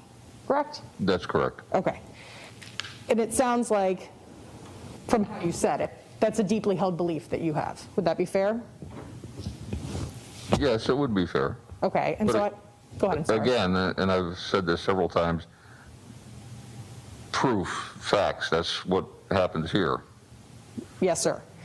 And I'm certain you haven't sat around and thought about, like, how do I think about the death penalty? Right, is that fair? That's correct. But it does sound like you have some deep convictions about if somebody commits murder, he deserves to die. Yes. Okay. And so the first part of this trial, we call it the guilt or innocence phase, right? The state has to prove the defendant guilty beyond a reasonable doubt, right? In the case where insanity is raised, the defense would have to prove by clear and convincing evidence that the defendant is not guilty by reason of insanity. But if you decide the state has proven this defendant guilty beyond a reasonable doubt, and the state has not met it, or excuse me, the defense has not met its burden of not guilty by reason of insanity, right? You as a juror would be finding that defendant guilty of the intentional, premeditated killing of an innocent victim. Thought about it, meant to do it, and did it. Guilty. With me? Yes. So it sounds like once you've heard all the evidence and the proof, that for you, the appropriate penalty at that point is death. If, as you say, the defense has not given any mitigating factors, then yes. And I just want to be clear, mitigation is the second part of that trial. Right? Correct. That's why the defense, and mitigation doesn't have to just come from the defense's case in chief, it can come from anything. It's why anybody would choose life over death. Correct. Right? But so in deciding if someone is guilty of premeditated intentional killing of an innocent victim, you would have determined that that defendant is guilty without any legal excuse, justification, or defense. No, not the way you say it. If somebody has been proven guilty of murder and there were no extenuating circumstances, then yes, to me, the answer is the death penalty. Okay. What do you mean by extenuating circumstances? Now, the obvious thing in my mind would be abused spouse, that type of thing. Okay, so like if an abused spouse finally like snapped back and killed Correct. his or her husband Correct. or partner. Okay, so that's what, you know, sometimes the law calls that like heat of passion, duress, something like that. And so that's what I'm trying to lay out, is that if you have made the determination that the defendant is guilty of the crime of first-degree murder, there wouldn't be any of those type of extenuating circumstances that would be like, sorry, I'm talking really fast, like a defense to the crime. We object, asked and answered. I'm going to sustain on that. I'm also going to intervene at this point. Sir, let me go over the process with you one more time, and then I'm going to let Ms. Miller continue with her questioning. In order to even get to a penalty phase, someone has to be convicted of first-degree premeditated murder, intentionally killing another person, all right? So I told you, Florida doesn't have an automatic death penalty. The penalty phase exists so that the state can present their aggravators, and they have to prove at least one beyond a reasonable doubt before you can even consider a death sentence. You understand that? You with me so far? All right. The defense, they present aggravators, which are, and they're limited to 16 by statute, reasons they believe death is the appropriate sentence. The defense is going to present mitigation. It can go to the defendant's character, background, circumstances of the offense, anything that can be used for you to make a decision. Those are reasons they believe that life without the possibility of parole is the appropriate sentence, all right? A juror has to be able to consider both of those with a completely open mind. You can't have made up your mind before you hear all of this. You follow me? Okay. So at the end of all that evidence, you're going to go back in the jury room, and I'll give you the jury instructions on how to do this, but you're going to weigh aggravators, mitigators. Weighing means you personally will assign whatever personal weight you give, what importance you give to the aggravators, what importance you give to the mitigators.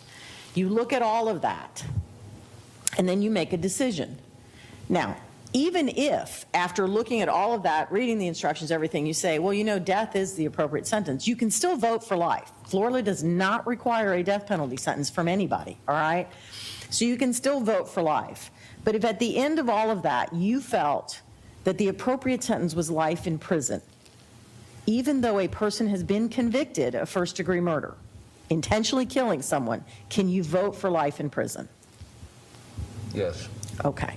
Do you have any doubt about that? No. Can you listen to all of this with an open mind? Yes, I believe I can. All right, so you would not automatically go back there and say, well, let me ask you, would you automatically go back there and say, look, he got convicted of first-degree murder. He intentionally murdered this person. I think death is the way we need to go without anything else. Okay. All right. Ms. Miller, you may proceed. Well, tell me how you misinterpreted my question. Well, you asked me if I believed in the death penalty, and then you said if somebody's found guilty, is that the answer? Well, again, I said the circumstances, and I'm talking about my circumstances, the circumstances I see, the facts I hear. And I'm trying to have I don't want to put words in your mouth. So I'm trying to have a better understanding of what you mean by circumstances. It's complicated. Okay, now we're talking presumably a guilty finding. Now, the circumstances that brought us to that, the facts that we heard, I'm sorry, I can't be more specific. Okay. Well, let me say this. All of the law that the judge gave you is exactly right and applies if you are selected to be a juror in this case. Mm-hmm. The only oath you've taken thus far is to tell the truth. Correct. Right? And so I think everybody wants to feel like I can follow what the judge is telling me to do. Right? And that purpose of this questioning, because some people have stronger opinions about the death penalty one way or another. And you seem like someone who has a stronger opinion about the death penalty in favor of it. Right? Well, I do. Like I said, it's complicated. I'll give you examples. Circumstances of families. The death penalty is something that drags on forever. It's the same as life imprisonment in some states. Okay, and so are your feelings that the death penalty should be like handed down, the actual death part of it, the execution, more quickly? Objection is relevant to that question. Not really. Hold on. Sustained. I was just trying to understand what you meant. Like I said, it's complicated. I don't have a black and white answer for you. Well, and you say it's complicated, but it sounded pretty clear at the beginning. Your answer was if you've committed premeditated murder, you deserve to die. Objection asked and answered. Sustained. I didn't misquote you, correct? No, you didn't. Okay. And so then now the judge is asked, can you follow these laws and consider these things, right? And I think you're a thoughtful person, that you're not going to ignore everything you've heard, right? But I'm asking you in your heart of hearts is once you've decided somebody is guilty of the intentional premeditated killing of another person in an unjustified manner, if death is the only appropriate penalty for that person. Objection asked and answered. I don't think we have a clear answer given the back and forth. Sustained. Let's move on. When the court talks to you about mitigation, do you think you are someone who could consider the effects of racism on the defendant? And by that I mean, is it something that you would hear and it would potentially compel you to give a life verdict? If you're asking me if I can consider somebody else being the subject of racism, I can. Okay, and that's again, I don't think you're going to sit there with your fingers in your ears and be like, la, la, la, I'm not listening. I could tell you to go sit on I-4 in the middle of rush hour traffic, and you could say, sure, I'm going to consider it. You're not really going to consider it, right? The question is, when we talk about meaningful consideration, is it something that you would hear and it could possibly compel you to give a life sentence? Objection. Sustained. Rephrase that question. Tell me what you mean when you say you could consider it.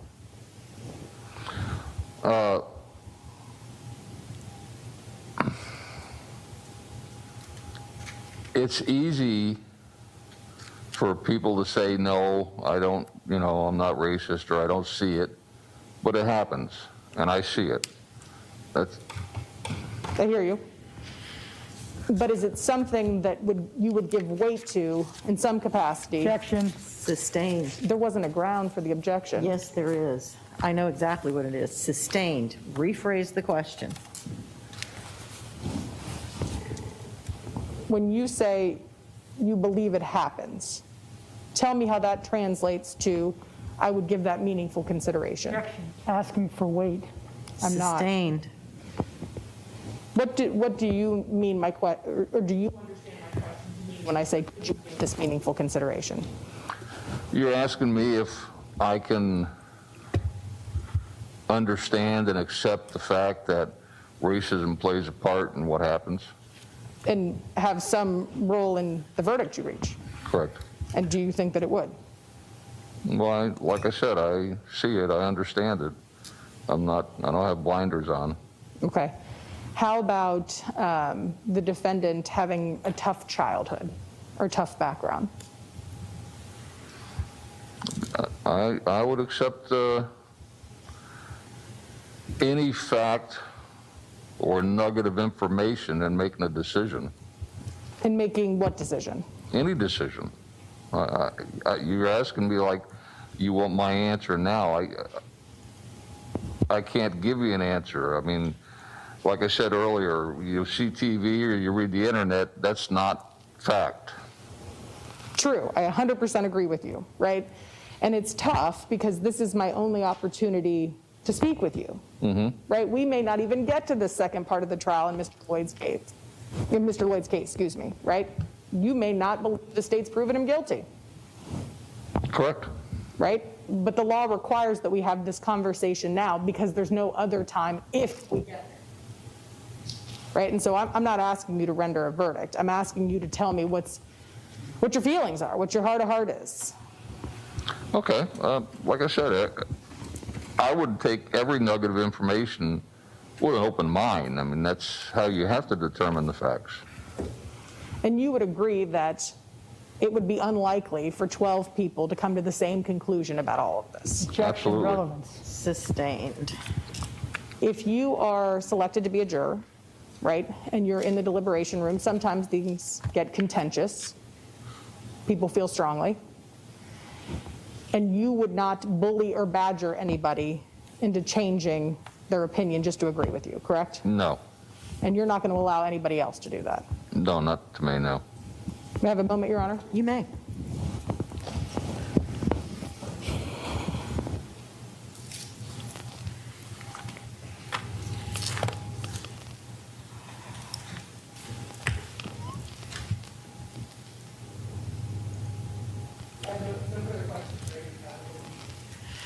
Come on up to the bench, folks.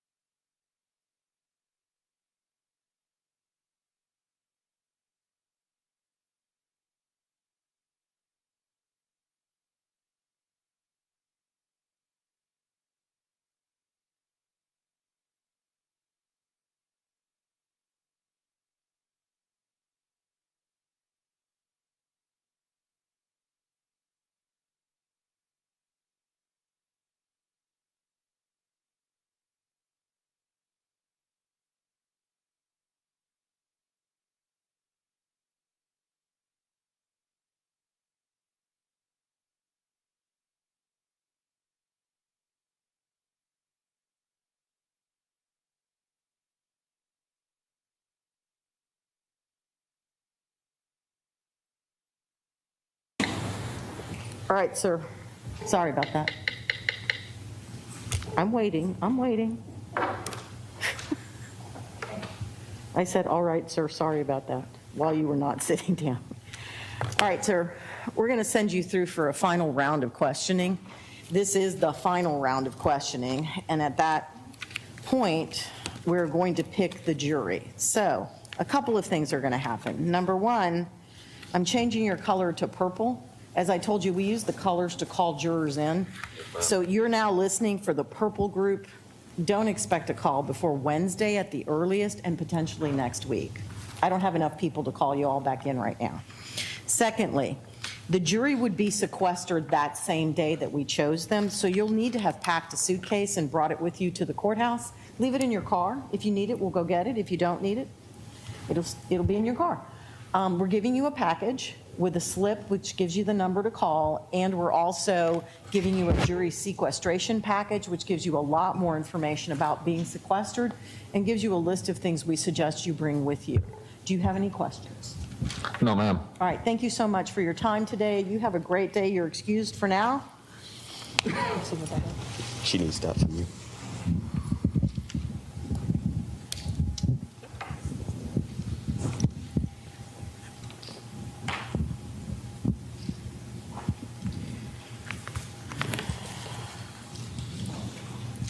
Thank you. All right, the juror in seat 31, please. 231. 31? Sorry.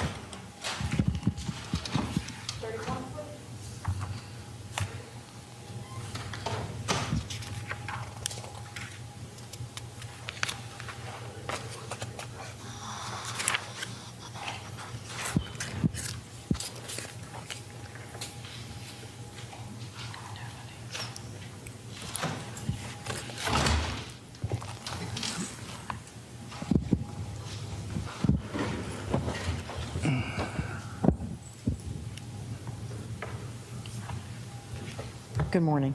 Good morning. We have a few questions for you. I'll go first, then the lawyers. Let me tell you that there aren't any right or wrong answers to these questions. There's just the truth. Yep. We need to know what your beliefs actually are and how you feel about things. So don't worry about the answer. Just answer the question that we're asking you. Let me start with, you indicated that you'd heard something about this case. Can you tell me where and when you heard it? You know, I think when it originally happened, through the media, through the news. Did you hear it on TV, read about it in the paper, the internet? Probably both. Both? Yeah. Any Facebook or Instagram things that you saw that you can recall? I don't believe so. Mostly through TV and Do you newspaper. pretty regularly consume the local news, watch it? From time to time, yes. Okay. And at the time that you were watching this or reading about it, did you talk to anyone, like family, friends, coworkers? Not that I can remember. Okay. Yep. Can you tell me what it is that you remember hearing about it? Well, I think I remember when it happened. You know, about the shooting at Walmart. At the time, I believe we were living in Maitland or College Park, I can't remember. So it was relatively, you know, closer than not. So, yeah, I mean, I remember seeing it, you know, on the news the day that it happened. Okay. Yep. Do you remember seeing it after that? Yes. And what do you recall seeing? I mean, nothing in particular. Just, I mean, I would see the, just as the incident, you know, moved on. I mean, I just remember hearing about it from time to time. Okay. Anything that you heard jump out at you? Obviously, it was a terrible incident. You what? I said, obviously, it was a terrible incident. So, yeah. Did you form any opinion about whether or not Mr. Loyd was guilty at that time? I would say probably yes. Okay, and what was that opinion? I mean, it appeared that he did do it based on what I saw on the news. Okay. So jurors have to be able to presume Mr. Loyd to be innocent until and if the state can prove he's guilty. Do you think that you could do that? Yes. Okay. So let me give you 3 scenarios, and you tell me what, if any of these apply to you, okay? Sure. Number 1 is he's innocent, the state needs to prove to me he's guilty. You're sitting as a juror, okay? I forgot to tell you that part. Yep. State needs to prove to me he's guilty, doesn't matter what I saw on TV. Number 2 is, you know, I saw all that stuff on TV, he's probably guilty, but I'm willing to see if the state can prove it. And number 3 is, I think he's guilty, but I'm willing to see if I'm wrong. Do any of those 3 apply to you? I would say probably the second. That he's probably guilty, but you're willing to see if he's not? Yeah. All right, thank you, sir. State, We move, Your Honor. any objections? No objection. All right, thank you, sir. Unfortunately, when folks see a lot about cases, Yep. they can't meet the standard, so we appreciate your time and your coming in today. I'm going to excuse you as a juror in this case. This is juror in seat 31. You're juror 474, right? Correct. All right, I'm excusing you as a juror in this case. You are free to get on with your life. Thank you so much for your time. All right, thanks. All right, juror in seat 32, please.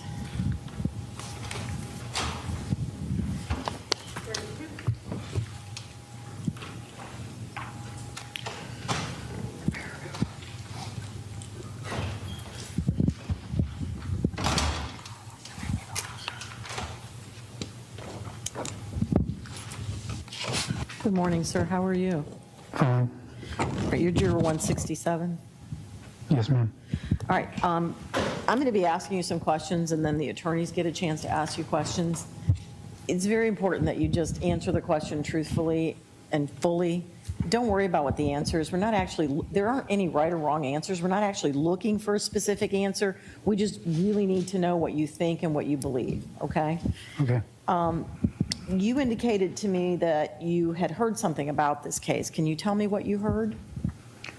Well, basically the news coverage when it was back. Back when it happened? Yeah, when it happened. Do you watch the local news a lot? Yes, me and my wife watch at 10, 11, whatever time before we Okay. go to bed. How much of it did you watch of the coverage? I mean, just what they covered on the actual news, that's pretty much it. What do you remember seeing? Just the whole process of him, being hunted and the media saying about what had happened in the case and them going through the proceedings. And I didn't really watch much of the trial coverage. Okay. You mean the first trial? Yeah. Okay. Did you watch some of it? Just the highlights, I guess you could say. Just whatever they showed Yeah, on the whatever they news. splashed on. So throughout the year since it happened to now, till you came to this courtroom and I told you stop watching the news, did you occasionally see stories about this? I think the last time it was last week when they just kind of snipped about it. Okay. It wasn't, just brought it back into the light of Sure. the whole thing. And at the time this was all going on, did you talk to family and friends or coworkers about this? Not really, just my wife. That's pretty much the only person I spoke to about it. Did you have an opinion at that time as to whether or not Mr. Loyd was guilty? I didn't really form any opinion, but I'm the type of person, I kind of watch news and then I don't. I'm more of a sports junkie, so Okay. it's kind of that's my mentality. All right, so in order to sit as a juror in any criminal case, you have to be able to presume Mr. Loyd is innocent until and if the state can prove he's guilty beyond a reasonable doubt. Yes, ma'am. Can you do that? Yes. Do you have any doubts, as you sit here now, that if you were picked for this jury, you could presume him to be innocent and hold the state to their burden? Yes, I could do that. Okay. Do you have any religious, moral, or personal objections to the death penalty? No, I don't. As I told you before, the only cases where the death penalty is even possible, it's first-degree murder, which is premeditated murder of of another individual, you have to intend to kill the person. You understand that? Is that a yes? Yes, I'm sorry. Okay, no problem. There is no automatic death penalty in the state of Florida. The automatic sentence for first-degree murder is life without the possibility of parole, unless it falls into this special category where the state can prove at least one aggravator beyond a reasonable doubt.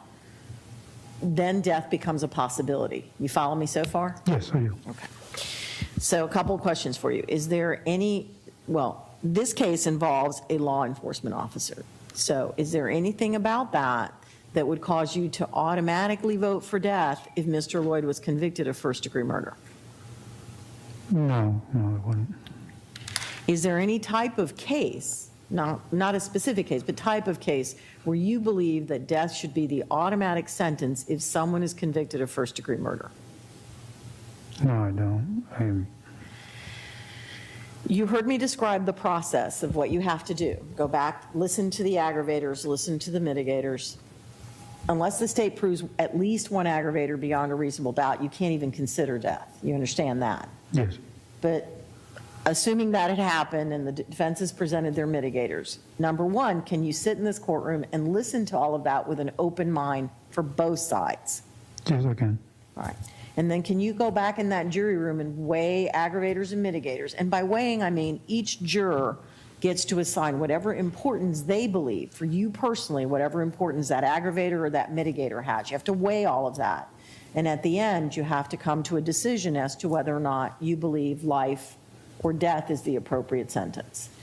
If all of that led you to believe that life without parole was appropriate, could you vote for that?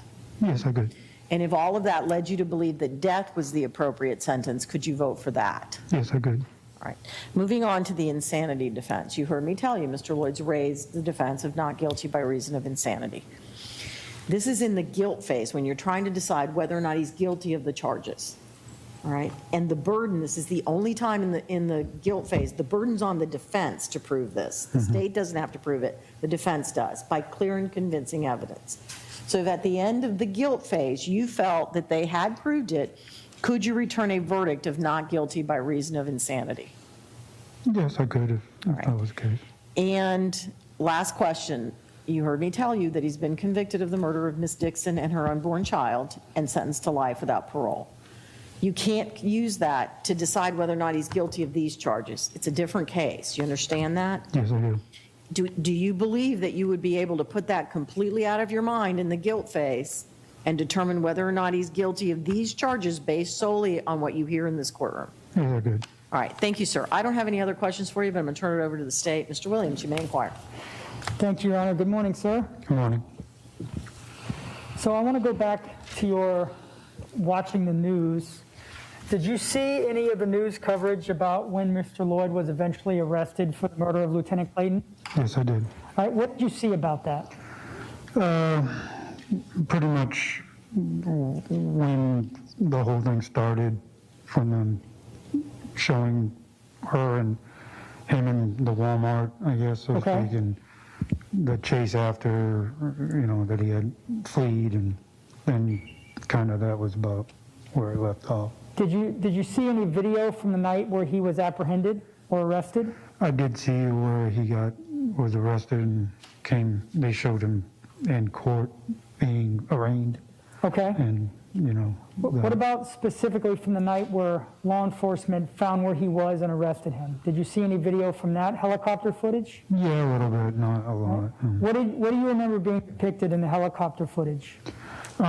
Just them pretty much chasing him and showing the night vision things of that nature, and then pretty much that's about it, really. Do you know whether or not Mr. Loyd sustained any injuries as a result of the arrest? I didn't see any other than when he appeared in court for arraignment that had been, his face had been scarred, had stitches and whatnot. And based upon what you saw, was it your understanding that those injuries came from law enforcement when he was arrested? Again, I can't say yes to that. I don't, and I didn't see the actual arrest or any of that, so it's hard to describe how he got them, so I can't say yes or no. Okay, have you heard any descriptions about how he got them or the circumstances surrounding his injuries? Not really, because No? like I said, I didn't really watch a lot of the coverage, just what was mainstream on the news at the time. Okay, You know, I'll be honest with you, most of the time I fall asleep when I'm watching TV because it gets late. And, waiting for the game to go into overtime? Well, just I work, I get up real early, and by the time I get out of work for a long period of time, I'm usually by 9:30, 10 o'clock, I'm kind of zoning out, so I'll catch maybe the first half hour, and then I'm out, and then I just go up to bed. Okay. One moment. May I have a moment, Your Honor? Yes, sir. All right, sir. So we have a questionnaire that you filled out with some basic information. And on that questionnaire, it indicates that you were previously a juror. Yes. How long ago was that? Oh, good. Quite a while. It was a civil case. Okay. Just, So you've been a juror one previous time? yeah. And it was a civil case? Mm-hmm. Is that a yes? Yes, I'm sorry. That's okay. It happens to all of us. Yes. Was that here in Orange County? Yes, it was. All right. And without telling us what the verdict was, did you reach a verdict? Yes, we did. Were you the foreperson? No, I wasn't. Okay. Anything about that experience that you think was unpleasant or makes you not want to be a juror in this case? No, not at all. Did you enjoy it? I won't say it was a great time, but I don't have a problem with it. I was fine with it. Fair enough. So the judge asked you if you had any moral objections to the death penalty, and she said no. But could you just give me, I'm sorry, you said no. Could you just give me your general feelings about the death penalty as a concept? What you think about the fact that our state has the potential sentence of death if you commit a certain type of first-degree murder? I mean, it's hard to explain. I mean, my feeling is that sometimes mitigating circumstances call for certain things to happen, and if the case presents itself and the evidence and everything that I would see, I mean, I could have no ill will feelings towards that death penalty, but I mean, I don't have a real moral stance on it. I'm a religious person, I'm a Catholic, but I don't know, it's hard to explain. It's not something I take lightly, but I'd have to really see everything, the whole Right. picture. My understanding is that the general belief of the Catholic Church is that it's opposed to the death penalty. Given that you're Catholic, it sounds like you don't subscribe to that portion of it. Not really. I mean, Enough. Would you agree that you believe that the death penalty is potentially appropriate in some circumstances, but not all? yes. Is that fair? Is that a Yeah, fair? a fair assumption, yes. Okay. All right.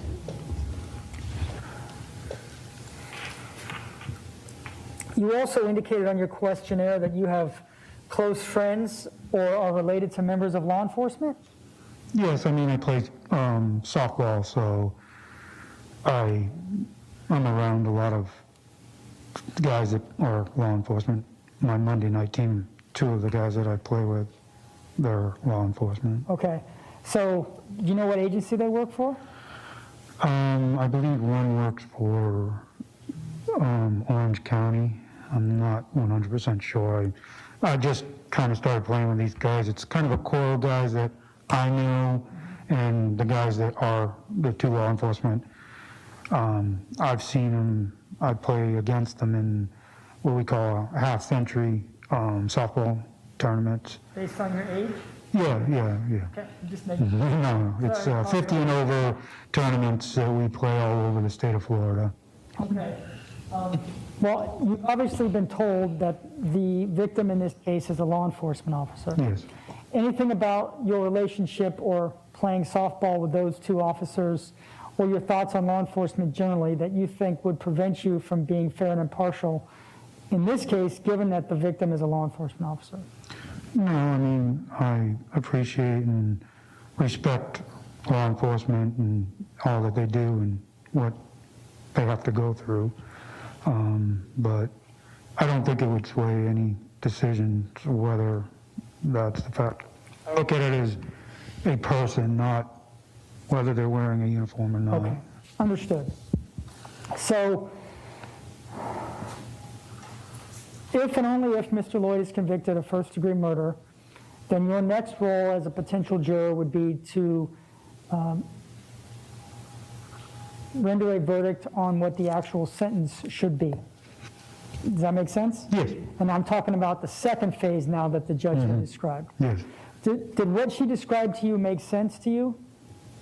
Yes, I did. Do you understand, or do you feel like you understand what your role would be? Because if you don't, let us know, and it's okay, because it's complicated. Yeah, I mean, I get the gist of it. It's not 100%, but All right, well then, I'm going to walk through a little bit of it. Okay. Just so I can make sure that I understand how you feel. So if Mr. Loyd were convicted of first-degree murder, we would have the obligation to present evidence of aggravating factors. And those are things that are defined by the legislature that make, in the legislature's opinion, a first-degree murder above and beyond one that lacks those aggravators. I'll give you an example not related to this case. One aggravator in the state of Florida is that the victim was a child under the age of 12, right? Can you appreciate why that's an aggravator? yes. Right. So it's things like that, and it's things about how the crime was committed, or maybe sensitivities of the victim. We have to prove at least one of those beyond a reasonable doubt, right? If all the jurors unanimously determine that we have proven at least one aggravator beyond a reasonable doubt, the next thing that you all would be asked to do would be to find which mitigating circumstances you believe were proven, okay? Mitigating circumstances are things that the defense will present evidence to you about, and those are anything about Mr. Loyd's life, background, or character. Anything in his life or background or character that they believe are reasons why a sentence of life in prison without the possibility of parole is more appropriate than death. Does that make sense? Yes, it does. Right? So you would listen to those, and then at the end of that, if you found an aggravator was proven, you would weigh the aggravating factors against the mitigating circumstances that you believed were proven. Make sense? Yes. Right? And their burden is lower to prove mitigating circumstances. So you decide as a juror how much weight, how important you think any given fact is. That goes to the aggravators that are proven and to the mitigators that you believe are proven. Make sense? Yes. And then at the end of, when you consider how much weight you're going to give them, you would determine if the aggravators outweigh the mitigators or if mitigators outweigh the aggravators. If and only if the aggravators outweigh the mitigating circumstances, then you would be authorized at that point to render a verdict of, or your recommendation of death, or your verdict of death, I apologize, your verdict of death. Make sense? Yes. Does that process, is it sensical and logical to you? Yes. So the key component of all that is you have to be able to give meaningful consideration to everything you hear. Does that make sense? Yes. So even if you heard aggravating factors that you found were persuasive, you would still need to be able to give meaningful consideration to any mitigation that the defense presented about Mr. Loyd. Could you do that? Yes, I could. Any concerns about your ability to do that? No.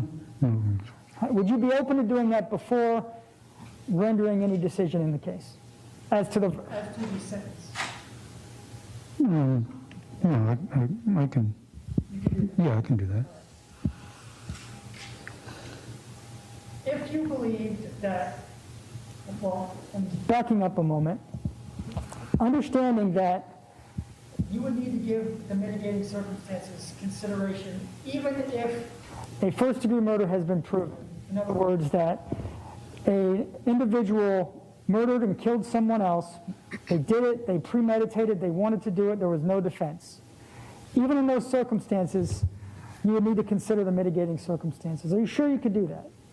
Yes, I could. Okay. Would you want to hear the information that the defense presented? Would it be Yeah. important to you? Yes, I mean, all the facts, I need to hear everything to render a good decision. I don't believe that it should be one-sided, I mean, in All general. right. If you found that we didn't prove an aggravator, or if you believe the mitigating circumstances outweighed the aggravating factors, could you vote to impose a sentence of life life in prison without the possibility of parole? Yes, I could. Right? Conversely, if you believe the aggravators outweighed the mitigators, and you thought it was appropriate under the circumstances, could you vote to impose a sentence of death on another human being? Yes. You could. All right. As you sit here now, are you leaning either way as to either potential sentence if Mr. Loyd were convicted of murder? No, no. Anything about that process that you think would present difficulty for you, other than, of course, it's an important decision? No, I mean, I have all the facts laid out in front of me, and I would make my decision rendered on versus, the mitigators and the aggravators. Okay.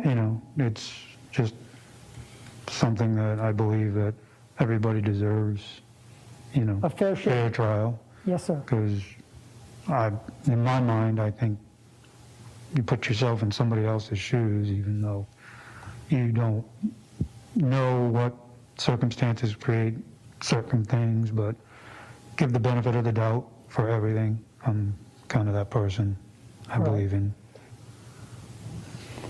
Given that the defense of insanity is a potential issue in this case, have you or anyone close to you ever dealt with mental illness that you're aware of? No, not really. Right? There are those in our society who say that mental illness is made up, it is a false justification, attempt to get away with stuff. Do you believe that to be true? No, I don't. Do you believe mental illness is real? Yes, I do. Okay.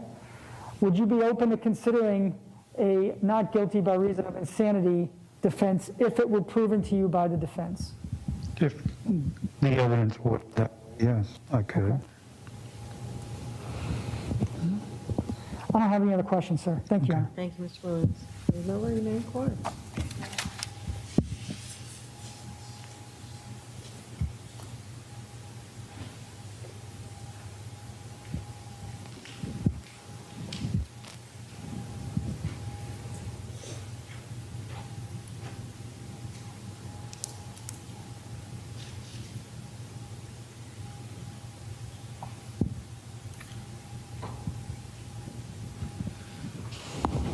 Hello. Hello. Okay, I just want to back up a little bit and ask you a few follow-up questions, okay? Yes. We all know what you mean. It's this lovely lady who writes everything down. It just doesn't translate. No, that's fine. I understand. Sorry. Premeditated first-degree murder is defined as the intentional killing of another human being. That defendant thought about it, meant to do it, and did it. And if a jury finds that person guilty, that jury would have considered any defenses to the crime of first-degree murder, and by convicting him would have rejected those defenses. With me? Yeah. And so we are talking about someone who's committed intentional, premeditated killing of an innocent victim without any legal justification, excuse, or defense. For you, is death the automatic penalty once you've determined that someone is guilty of that crime? Objection.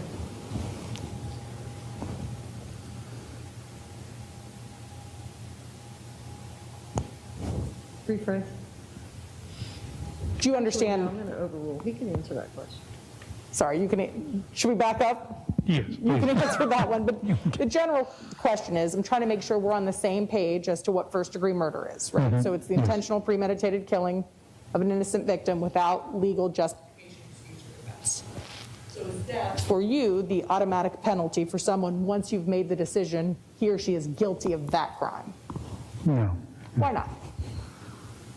I don't know. It depends on, I guess, the heinous nature of the crime. I mean, I don't know, it's kind of hard to explain. Different things, different circumstances. For me, I mean, I'm not going to automatically render somebody should be put to death just because they killed somebody. I mean, even though it was somewhat intentional or it was intentional, I just, you know, I can, if the evidence points to that process, but if it sways a little here and there, I mean, I can see somebody staying life in prison would not, I mean, they're giving up their freedom to do things that everybody else gets to do every day, so. True. And I hear you, I agree with you. And I think most people feel that way, that this is a hard thing to articulate. But you know, my next thing is I'm going to ask you to try your best Yes. to, you know, answer out loud. Because I don't know you, and this is our only opportunity to speak. Right? And obviously this is a really important conversation we're having. Yes. Let me add an additional factor of this kind of hypothetical conversation we're having. Okay. If the innocent victim was a law enforcement officer, does death become the automatic penalty once you've decided the defendant is guilty of the intentional, not somewhat, intentional premeditated killing of a law enforcement officer? Not really.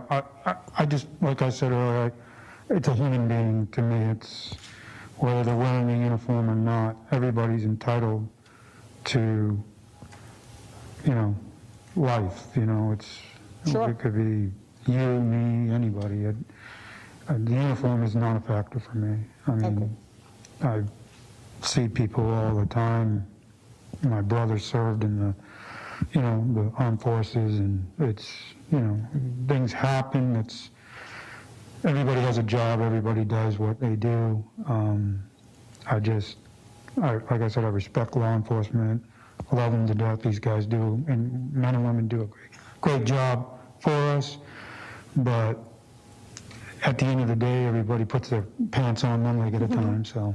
I mean, Sure. it's- And you can sort of appreciate why I'm asking this, that some people say, like the example about if the victim was under the age of 12. And some people say the same thing about police officers, right? Because they're entitled to that respect or deference from us. Yes. And so let me ask an additional question for you. If this defendant who is guilty of the intentional premeditated killing of a police officer has also been convicted of another intentional premeditated murder and is serving life in prison without the possibility of parole, does death become the automatic penalty for this murder, the intentional killing of a law enforcement officer? To be honest with you, I mean, it sways a little bit, yeah, because you think in your mind he's taken 2 lives and with no malice or recourse on any of it. So you tend to drift that way. I mean, for me to say honestly and 100% yes, that's what I would think, I can't say that. I don't think like that. Okay, I hear you. And I think that most of us think in some shade of gray, right? Would it be fair to say for that person who's guilty of the intentional premeditated killing of a law enforcement officer who's already been convicted of another murder, intentional murder, that your starting point is death, and then either myself or my colleagues have to do something to convince you why life is the appropriate penalty for that person? Objection. I'll allow that question. Go ahead. You can answer that one. I wouldn't be swayed either way on that. I mean, I try to believe I'm a free thinker. I can, you know, see things that are, you know, right from wrong, left is right, you know, the whole 9 yards. And for me to sit here and tell you that would be automatic, no, I can't. I hear you. What I'm asking is, do you think you're like, okay, I go into this process, if I know that this person is guilty of the intentional premeditated killing of a police officer and is already serving life for another murder, my starting sentence in that scenario is the death penalty. And then I'll listen, but either me or one of my colleagues is going to have to convince you why life is the appropriate penalty. If I hear a reasonable, you know, response to why he shouldn't be put to death, I mean, I'm an open-minded person. I could see myself saying life is what should be, but like, again, I have to hear it all, so. Sure. What I'm really getting at is death where you start. Is the death penalty where you start for that person? No, it's not where I start. I don't start with just death. It's, like I said, I'd have to weigh all the thinking in my mind is everybody's presumed innocent until proven guilty. That's just the way I was always brought up. And it's just something it's hard to describe. It's just the way I think. I can't say, no, that's automatic, he's getting, I can't do that. Right. I hear you. I just want to make sure we're on the same page. I agree with you. Everyone should be presumed innocent. But if we're at the part where we're deciding the appropriate penalty, as a jury, you've already made a determination that person is guilty without any legal justification, excuse, or defense. Does that make sense? Yeah. Right? Like, we're not talking about life or death if the person's not guilty of first-degree murder. Right? And so what I'm trying to figure out is, for some people, they say, listen, once I've decided someone's guilty of first-degree murder, really the only penalty is the death penalty. And I'm not hearing you say that. No. Okay?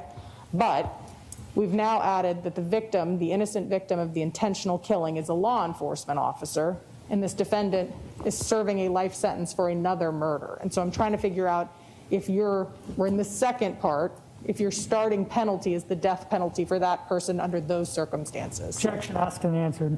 Sustained. You talked about the circumstances of the crime, and you used the word heinous. Is that correct? Yes. Tell me what that means, do you please? I guess what grueling nature it was, done by, I guess the example would be is if somebody had done something and they had the opportunity to get away, instead came back and did something more brass, like, say, it's hard to describe. Doing great. So, like, somebody got shot, that person could just get away because that person's incapacitated, can't move, can't do anything, can't chase, can't do that. But then they came back and they, so to speak, finished the job, just did the unthinkable by ending somebody's life because they just either had no malice to their thinking or they just wanted to shut them up, make sure there was no witness. No. Okay. May I have actually just one sec, Judge? You may. Witness elimination is an aggravator, correct? You sure? Is EAC an aggravator? Could somebody?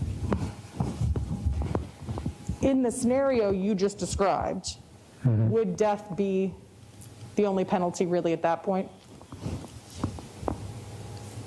Yeah, probably. I would say yes. I can't honestly say no. And I think we've all kind of said this in a different way. You understand death is never required, not in any case, not in this case, not in the worst imaginable case you could conceive of. Yes. And unsurprisingly, 12 people are expected to have differences of opinion about whether someone lives or dies. The law contemplates that. Yes. Okay. If one person decides that life should be the verdict, then life will be the verdict. Are you okay with that? Yes, I'm okay with that. I mean, they're entitled to their opinion, and sometimes people like to try to sway other people. And I mean, if you have your mind made up that you believe that person belongs in jail for life, who am I to sit here and browbeat you to try to change it? I mean, we all have feelings and we all have opinions, so everybody's a free thinker. So. You are anticipating where I'm going, smiling, not that you can tell, because you are 100% anticipating what I'm about to say. And sometimes things get contentious in the deliberation room. Yeah. And the law says that in order for a just verdict to be returned as to life or death, all 12 jurors' individual moral assessments have to be heard in this courtroom. And it sounds like you're good with that. Yes. Okay? And we talk about mitigation. And that's a legal term that literally means why one person or any people decide to give life or not give death. And it doesn't have to be unanimous. Each juror can decide what is mitigating to that juror. And it could even be something seemingly small, like a smile observed between the defendant and a family member. And that juror says, that was mitigating to me, and I'm going to assign that the weight of life. Is that okay? Yeah. Yeah? Yes. Okay. You're not going to bully or badger anybody to agree with you, correct? Yes, I'm not going to. And you wouldn't allow anybody else to bully or badger sort of on your watch back there? No, I would not. That's not, like I said, everybody's entitled to their opinions, and I just don't think that's right. It's not like everybody has issues with life in general, so they're going to have problems, and if somebody strongly believes in something, there's not really a lot you can do to change their mind. It's just the way they think, so respect that. That's what I do. I respect that. Thank you, sir. May I have another moment, Judge?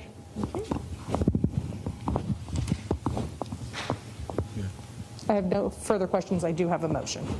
All right, let me see the attorneys at the bench. We'll be right with you, sir. Notice to seek aggravators.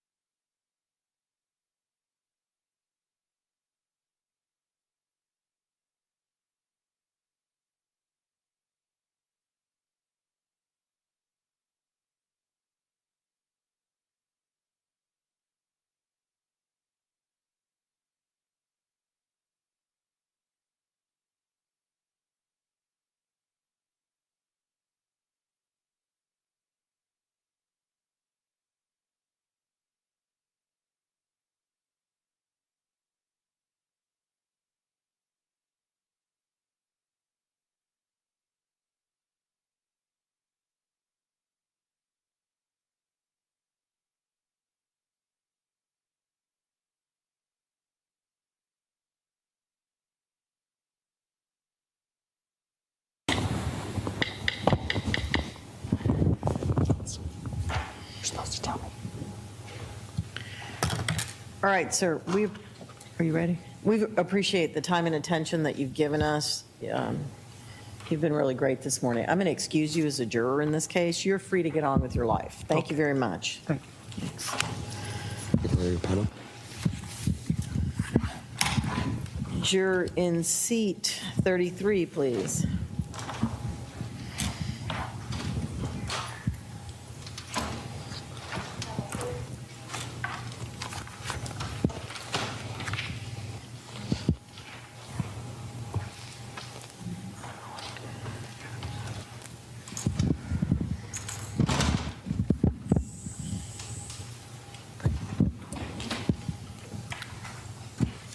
Good morning, how are you? Not too bad. Yourself?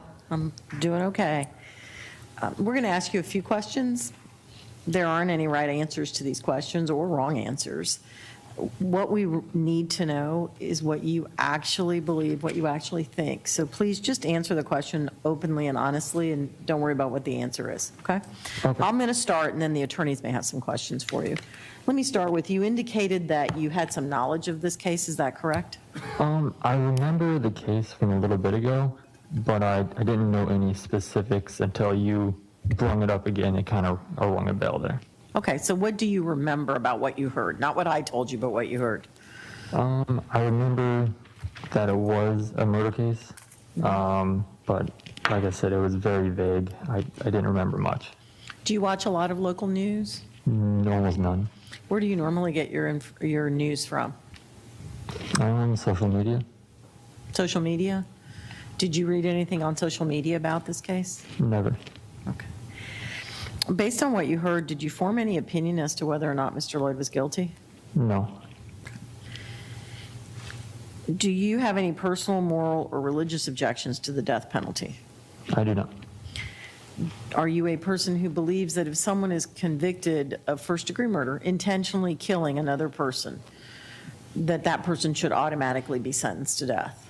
Not automatically. Okay. If that person is a law enforcement officer, do you believe that death should be an automatic sentence? I would say yes. You would say what? Yes. Okay. You understand that in the state of Florida, death is not automatic for anybody, including the death of a law enforcement officer. You have to be able to fairly, with an open mind, listen to both sides about what the appropriate penalty is. And it doesn't mean sitting there thinking, okay, I'll listen to you talk, and then I'm going to go back there and vote death. That's not what an open mind means, all right?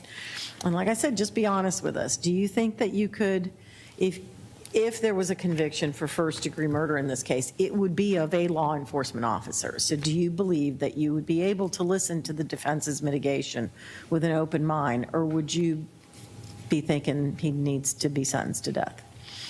I would look at the facts. I would not be presumptuous about it. Okay. So you can put aside your personal opinion? Yes. And if after you heard everything, the way this works is the state has to prove at least one aggravator beyond a reasonable doubt. If they don't, there is no death penalty, even a possibility, okay? It's life. But let's say that they did. Now the defense is going to put on mitigation, reasons that life would be the appropriate sentence. So could you sit there and listen to it with an open mind and then go back there and weigh it, assign whatever importance you have personally to the aggravators versus the mitigators, weigh all of that out, and if you believe that the appropriate sentence was life without the possibility of parole, could you vote for that? I could. Even if it was a police officer? Yes. Yes. And if you believed it was death, could you vote for that? I could as well. All right. During the guilt phase, where you're trying to decide whether or not Mr. Loyd is guilty, he's raised the defense of insanity. The burden is on the defense that time. It's the only time the burden's on the defense in the guilt phase to prove by clear and convincing evidence that he was insane. So if at the end of that case, you've heard all the evidence from the state and the defense, you believed he was insane, would you be able to return a verdict of not guilty by reason of insanity? I could. And remember, I told you that he's been previously convicted of the murder of Miss Dixon and her unborn child, and he was sentenced to life without parole. You can't use that to determine whether or not he's guilty of these charges. You have to put it completely out of your mind. Could you do that? I could. And would you automatically vote for death because he'd been previously convicted of murder? No, two separate things. All right, you just listened to everything that was told to you? All right, thank you, sir. I don't have any other questions for you. State, you may inquire. Juror Tony. Hold on. State, the state's going to inquire now. Oh, my All bad. right. Sorry. No He problem. was just telling me it was time for me to stand up, that's all. How are you, sir? Not too bad. Would you say that you're in favor of the death penalty? I wouldn't sway either way. I believe that it can be a possibility depending on the case. Okay. And every now and then I have to stop and take notes on what you say because I can't remember it all, so forgive me for doing that. Of course. I'd like to explore the aspect of this case that involves a law enforcement officer, okay?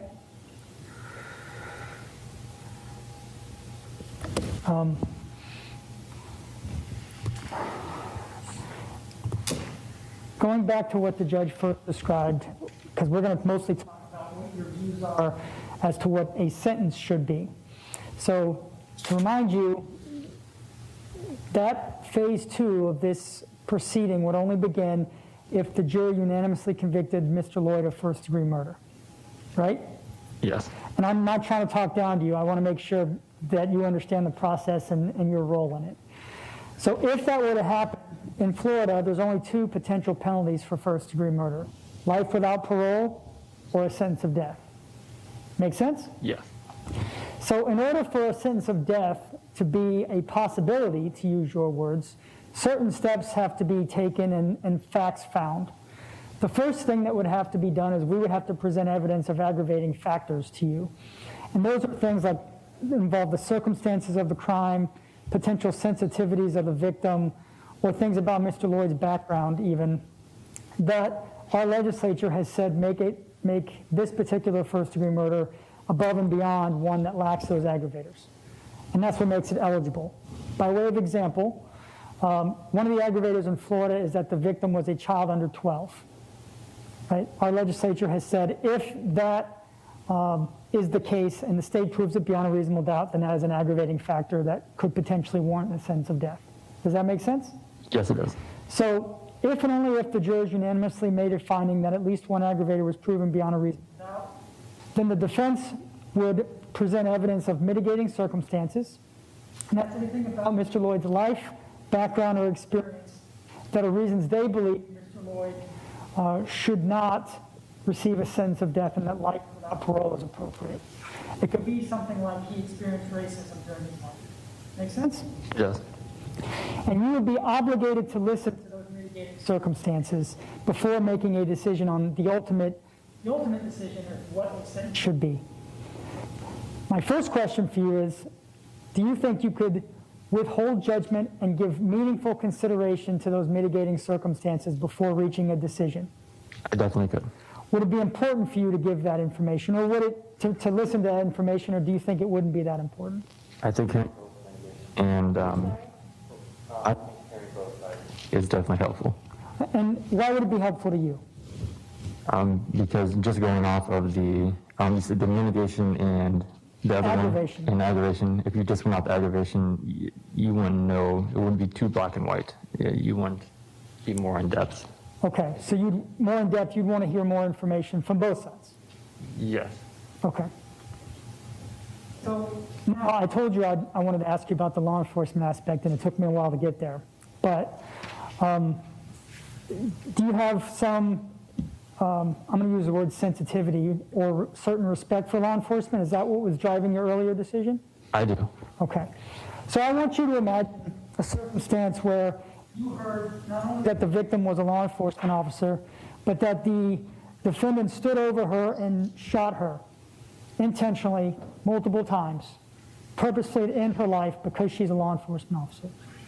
You with me? Yes. Would you think that's pretty egregious? I would. Could you still, even if you heard that, give meaningful consideration to the mitigating circumstances?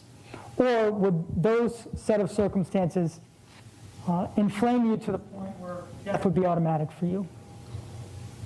It would make it harder, but I would still put into consideration. Okay. Even being swayed by those circumstances, you would still give meaningful consideration to the mitigating? Yes. Okay. I want to ask you about the insanity defense by way of asking you if you or anyone close to you has ever dealt with mental illness that you're aware of. My sister has some. Yes. Okay. Without telling me what it is, are you familiar with what the specific diagnosis is and her treatment, if any? Yes, she sees a therapist. Okay. So, given that, do you believe that mental illness is a real thing? I do. Given that you believe mental illness is a real thing, could you find Mr. Loyd not guilty by reason of insanity if it were proven to you by the defense as required by law? If it was proven, yes. Okay. And there was like a slight hesitation there. Tell me what your sort of slow answer, what that meant, what was going through your mind when you said that. If he were possibly diagnosed in the past or other situationals that I may not know of yet, I guess you could say. So you're referring to what the proof would need to be? Yes. Okay, understood.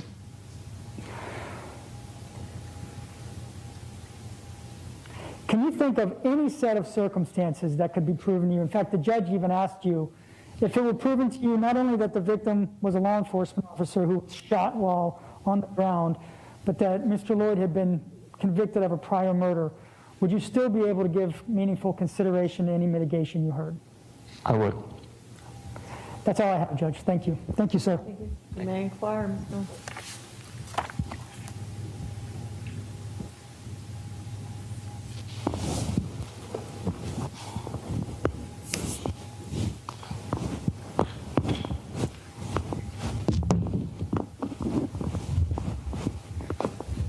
Hello.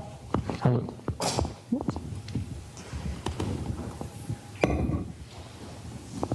When Judge Marquez first asked you if the murder, intentional premeditated killing of an innocent victim involved an innocent law enforcement officer, and she asked you, would death be the automatic penalty once you've made that determination, you said, I would say yes. Is that correct? Yes. Tell me what was going through your head when you said that, please. Based off of the question in my respect for the law enforcement, it would be the first thought, but not the only, I guess you could say. Say that last part again, I'm sorry. It would be my first thought, but not that I wouldn't put anything in. Okay. And that's where it's tough to sort of look inside and say, would this be something I'd give meaningful consideration to, right? And so I could tell you, hey, I'm asking you to go give meaningful consideration to sitting on I-4 in the middle of rush hour traffic. And you could say, sure, I would give that meaningful consideration, but it's not something you're really going to consider doing. And so I'm asking you, do you think if you have made the determination, and only you know this, Right, and there really are no right or wrong answers, we're just looking for your truth. that once you have made the determination that a defendant is guilty of the intentional, premeditated killing of a law enforcement officer without any legal justification, excuse, or defense, is death the automatic penalty for that person? It's a tough one for me. Okay. You hesitated. Is that fair? So yes, it would be a tough one. I would, depending on the facts again and circumstances and mitigations,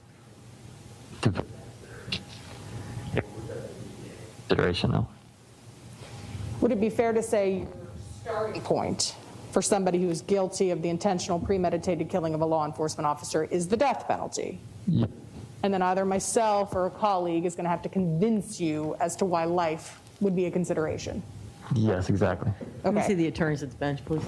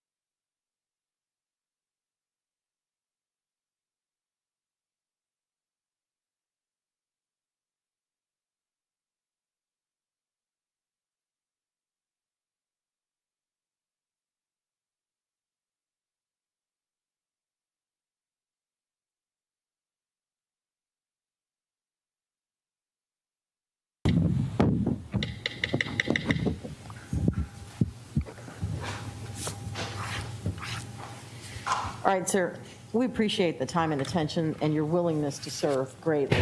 I don't think this is the case for you, given that it's a law enforcement officer, so thank you very much. You are free to go. Thank you. Thanks. Juror in seat 35.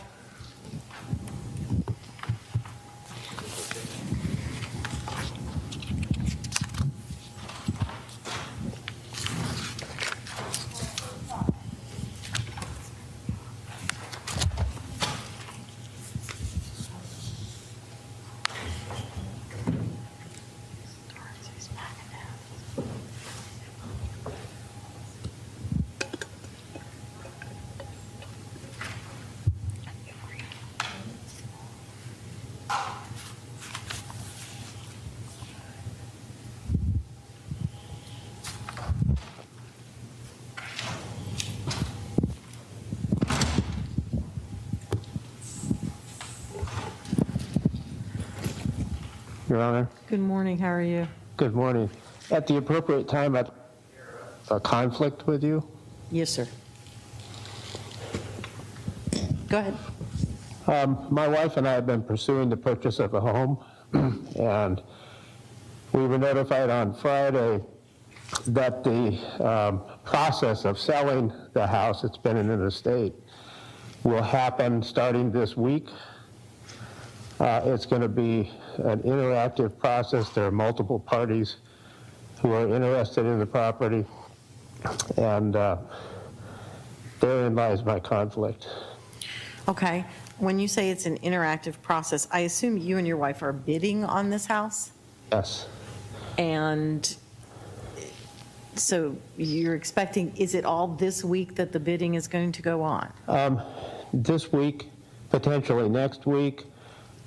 We will do a fast close if we're fortunate enough to get the house.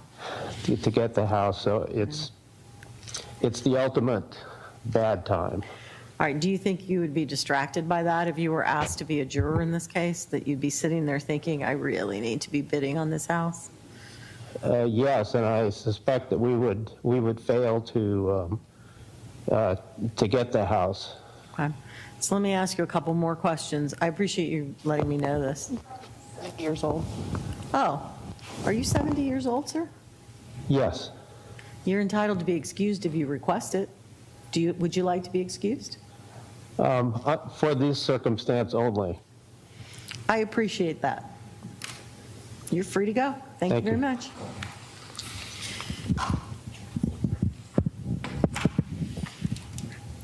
Juror in seat 39.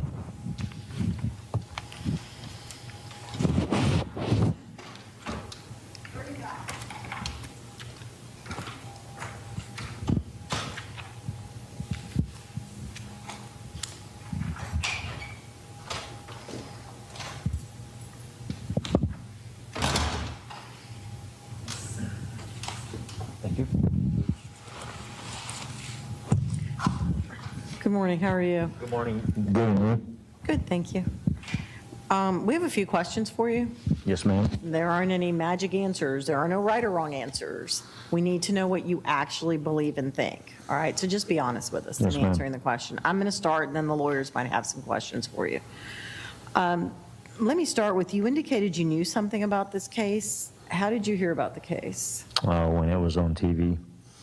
So do you often watch the local news? Very rarely, because I usually travel Monday through Friday, so I mean, I very rarely get a chance to watch the news. You just happened to be watching when this happened? I happened to be on vacation that week that it all happened, so I was able to be home. Okay. How much did you watch? To be honest with you, not a whole lot. I mean, I did catch bits and pieces of what was happening and what was going on, but I didn't catch the whole full story. Can you tell me what you remember seeing? I remember seeing the situation at the Walmart when it was going on, and all the police activity when it was happening, and what was being talked about. And like I said, I mean, and then I was in and out, so I mean, that's really about all I remember. Okay. Did you form any opinion as to whether or not Mr. Loyd was guilty at that time? I did not, because there's two sides of the story. I mean, I wasn't there, I wasn't on scene, so I mean, who knows what happened? So no, ma'am, not to be honest with you, no. Okay. Do you have any personal, moral, or religious objections to the death penalty? No, ma'am. Are you someone who believes that if someone is convicted of first-degree murder, the intentional killing of another person, that they should automatically be sentenced to death? Not automatically, no, ma'am. Okay, you hesitated for a second, so tell me what your thoughts are about intentional first-degree murder and the death penalty. I'm sorry, can you say that again? Sure. Can you tell me what your thoughts are about someone who's convicted of intentional first-degree murder and the death penalty?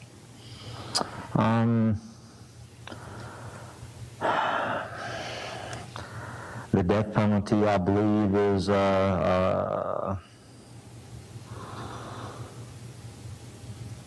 in my opinion, I believe it should be, like you pointed out earlier, it should be within beyond reasonable doubt that, that happened. And, until you hear both sides of the story, I don't believe that, that should be automatically put on somebody, because us as civilians, we're all civilians, but us as people in everyday life, I wasn't there. I don't know what happened. So,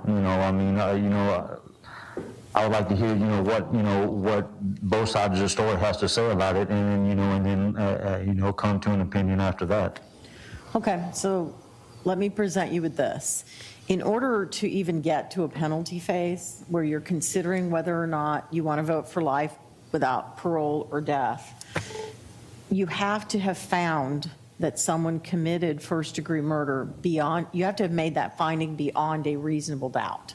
So the person's been convicted, and it means that there's no defense that's been raised that you believe was true, that you found to be compelling. You listened to the state, you listened to the defense, and you convicted them of first-degree murder, the intentional killing of another person without justification, and you convicted them beyond a reasonable doubt. You with me so far? Yes, ma'am. All right.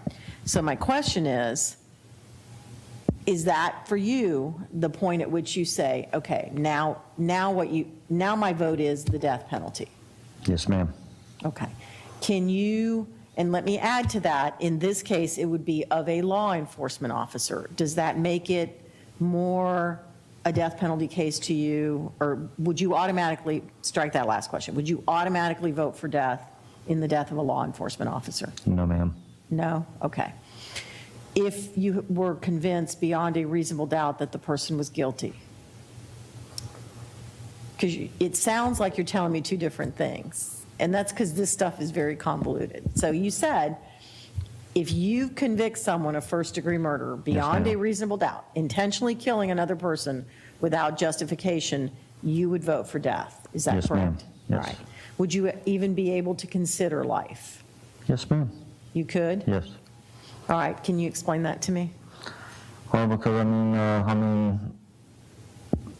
given the penalty between death and and life imprisonment, I don't want to do this without digging myself in a hole. Remember what I told you, there's no right or wrong answers. We just need to know what you actually believe.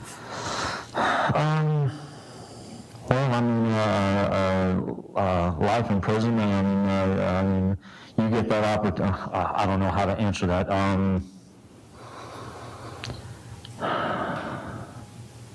Death penalty, yes. Like you said, if you were, if it was proven and it's down to a T that you committed murder, like you said, in first degree, and it was and there was no other way around it, then yes, then the death penalty ought to be given out. But if you have the opportunity to where there's that shadow, maybe it wasn't, he doesn't, or the person doesn't deserve death, then we need to look at, okay, then, what does he, what's the next possibility after that of being able to live out the sentence and think about what had happened.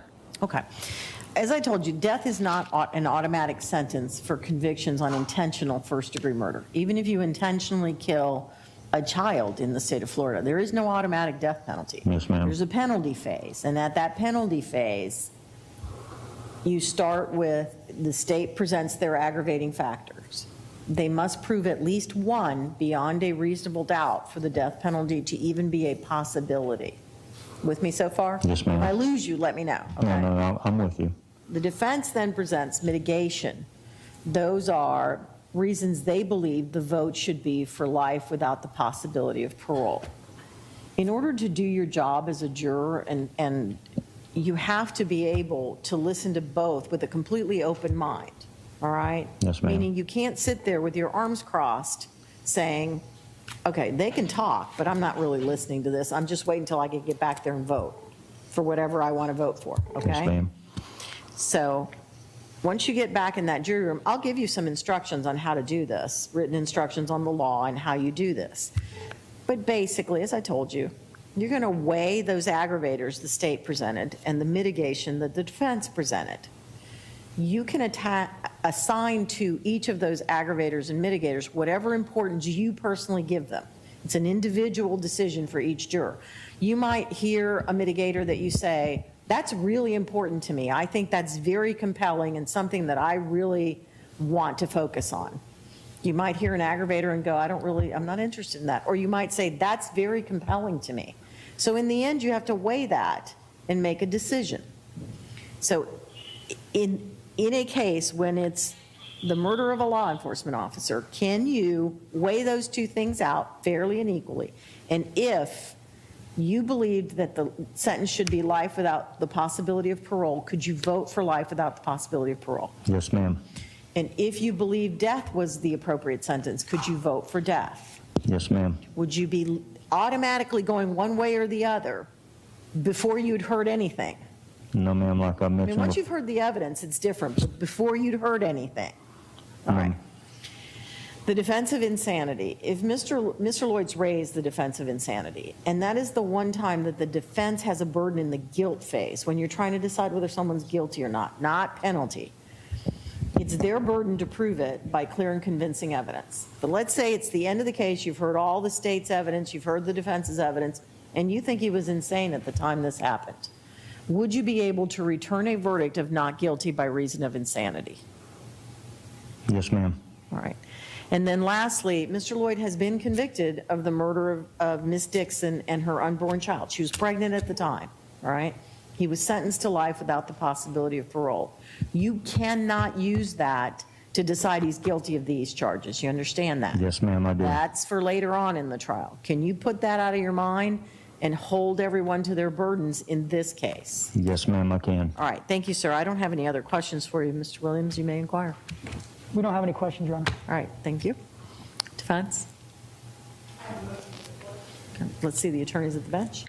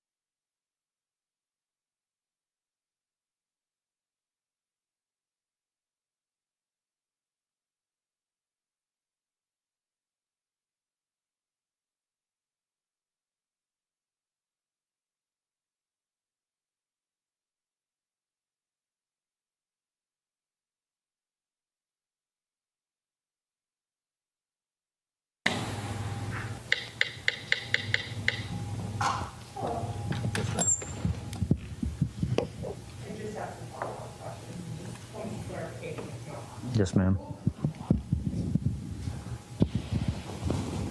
You said when the judge asked if a defendant is intentional victim, thought about it, meant to do it, and did it, with no justification, no legal justification, excuse, or defense, death was the automatic penalty, correct? Yes, ma'am. Okay. And then the judge asked you to elaborate, and that's what I just wanted to make sure I had the right information. you said the death penalty ought to be given out. But I mean, if you had the opportunity to where there's that shadow that says maybe it wasn't, and then you kind of trailed off and changed topics, is the shadow that you're talking about a shadow of doubt as to whether or not that person is guilty of the crime of first-degree murder? I guess, well, I should have, I'm not going to try to backtrack. You're right on what I said. I guess I mean by that shadow, I mean like if, between the jurors and I mean, if there was that shadow, I mean, but it's already been proven. I mean, do we stick with that, the death penalty? That's what I meant by that. Not seeing like, do we give him the chance for parole? Do we stick with the death penalty automatically because of what has already been proven? All right, let me intervene here, sir. There is no parole in the state of Florida. Life without the possibility of parole. Yes. Defendant dies in prison. You understand that? Yes, ma'am, I do. Okay. I'm sorry, I said the wrong thing. It's all right. This is a strange situation for you. I understand. Go ahead. You're doing, we're just looking for what your truth is, right? There are no right or wrong answers. Would it be fair to say, once you've determined that someone is guilty of the intentional premeditated killing of an innocent victim, that your starting penalty is the death penalty? Yes, ma'am. And then either myself or one of my colleagues is going to have to convince you why life might be appropriate. Yes, ma'am. Okay. And so that's what then... Let me see the attorneys at the bench. Thanks.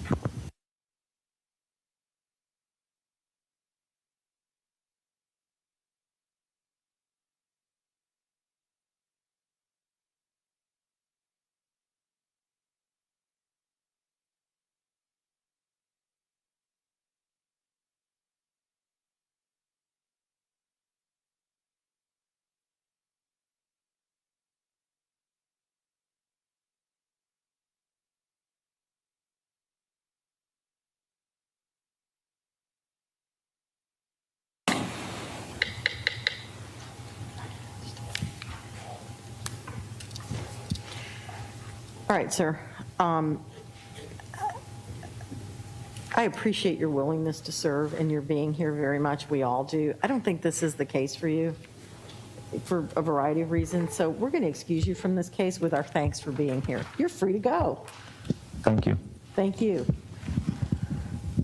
All right, I'm going to do one more before we break for lunch, which is let's bring in juror in seat 48 and send the rest of them to lunch. Returning here, they need to be back by 1:30, please. Yes, thanks.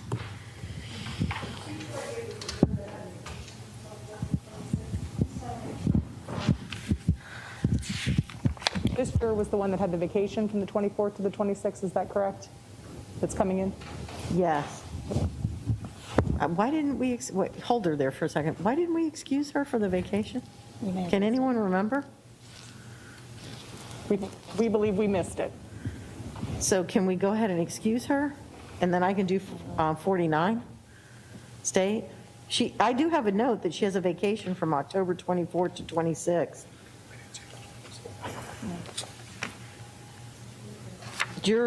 It's juror number 185. She's in seat 48, panel 5. We all have that note. The only thing I can remember is that we weren't sure if we would be done and started the trial by the 27th, which is next Wednesday.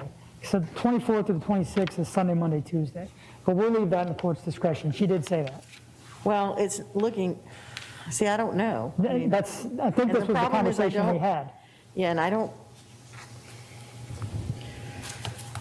October 24th and 26th. Yeah, well, the thing is, it would be Monday, and Monday may be the day we're doing general voir dire that she's coming back, so I'm inclined to excuse her just because I don't need to add more uncertainty to the process. We don't object, Judge. Can you bring in 48 so I can excuse her, please? And then I'm going to call 49, and then everybody else can go to lunch. 49, 1:30 to return. We're having a short lunch today, and apparently a late dinner. 48.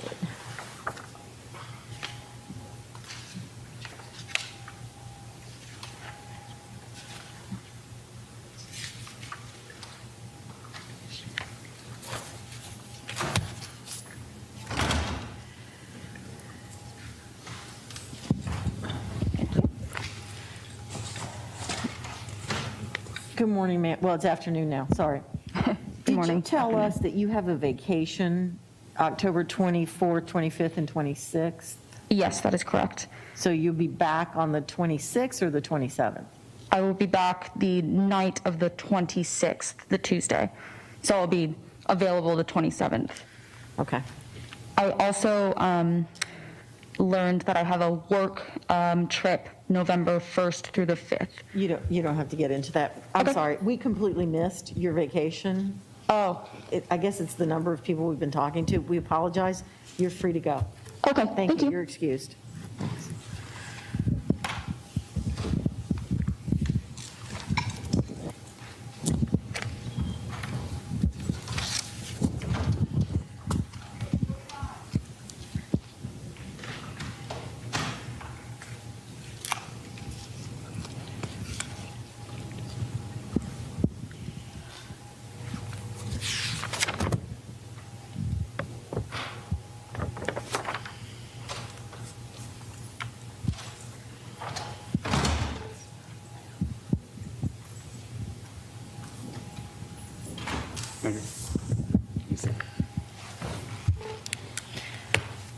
Good afternoon. How are you? Good afternoon, Your Honor. I'm fine, thank you. I have a few questions for you. Then the lawyers may have some questions for you. There aren't any magic answers. There's no right or wrong to these questions, all right? We need to know what you believe and what you think so that we can be sure that you can do your job as jurors in this case, all right? Sometimes jurors fit one case, but they don't fit another one. I'm going to start with this, which is, as we told you, the charge in this case is first-degree murder of a law enforcement officer. And I noticed that you are a former law enforcement officer. How long did you serve in Puerto Rico? Well, I served in Puerto Rico for 18 years. I was a sergeant there. And after that, I moved to Texas. I'm working for Dallas Police Department for 2 years. Texas. And then I worked for the Tarrant County Sheriff. I was a deputy sheriff also for judicial. Okay. So do you think you could be a fair and impartial juror in this case? I believe I am. Okay. And if Mr. Loyd was convicted of first-degree murder of a law enforcement officer, as I told you, there is no automatic death penalty in Florida, do you believe that you could fairly consider a life sentence without the possibility of parole? I do. All right. So you also said you knew something about this case. Can you tell me what that is? I just read something, in the news when I came here to Florida in 2017, sorry. I moved from September, October, because I transferred from Texas here for my job, and I see something on the news. But exactly what it is, I can't. But I remember something because it's a police officer involved, but honestly, I never read something or know nothing. It's just, I see it, I saw it. All right. Did you form an opinion as to whether or not Mr. Loyd was guilty at that time? Excuse me? Did you form an opinion as to whether or not Mr. Loyd was guilty at that time? No. Was that a no? No, I don't have any opinion, so. Do you have any personal, moral, or religious objections to the death penalty? No, no, ma'am. Are you someone who believes that if a person is convicted of first-degree murder, the intentional killing of another person, and they're convicted of it, that they should automatically be sentenced to death? Yes. You do? I do. All right. How long have you held that belief? How long? Yeah. How long have you believed that? I always believe that. So You've always believed that? It's on my person, yeah. All right. In order to be able to follow Florida law and sit as a juror in this case, if Mr. Loyd was convicted of first-degree murder, you would have to be able to fairly consider life without the possibility of parole. Do you think you could do that, or would you be thinking, he's been convicted of first-degree murder, intentionally killing another person, I'm going to vote for death? Yes, I can do it. I can. Which one can you do? Life in sentence or whatever the jury, we make an agreement, but I can do life sentence without parole. All right, could you do a life sentence without a problem? Yes, Could you set aside your belief that once you're convicted of intentionally killing someone, you should be sentenced to death? yes, I can sentence to that too, yes. So it depends. No, that isn't really what I'm asking you. Let me see if I can ask it a different way. You just told me that you believe that if you're convicted of killing someone, you set out to do it and you did it, you killed them, that you should be sentenced to death, that you've believed that for a long time. Is that true? It's true. All right. So in this case, in order to be a juror in this case, let's say Mr. Loyd's been convicted of first-degree murder, all right? The jury has found beyond a reasonable doubt that he intentionally set out to kill someone. Yes, Now you've got to listen to the penalty phase. The state's going to present aggravators, reasons they believe death is the appropriate sentence. The defense is going to present mitigators, reasons they believe life is the appropriate sentence. You have to be able to listen with an open mind. You can't have any preconceived notions about it. You have to listen to both sides fairly. Then you've got to go back there and weigh the aggravators and the mitigators based on the rules that I give you about how to do that. You can find one more important than the other to you. That's fine. But if all of that led you to believe that life without parole was the appropriate sentence, could you vote for life without parole? Or would you vote for death? I can vote for that, yes. Okay. All right. Any objections from state? No, Your Honor. Defense? All right. All right, sir. I don't think this is the case for you, but we appreciate your willingness to serve and your prior service. So you're free to go. Thank you. Thanks. I think I let everybody else go, didn't I? Okay. So lunch break. Be back get here before 1:30 so we can start back up at 1:30. We have 1, 2, 3, 4, 5, 6, 7, 8, 9. We have 10 jurors left to talk to. What? That's what I'm counting. 9? What? I have 4, 7, 16. Okay. So I have 16, 24, 28. Okay, 38. No. They were told to come back at 2 because they were late. 42 and 55. Oh, and 30. Is that what everybody else has?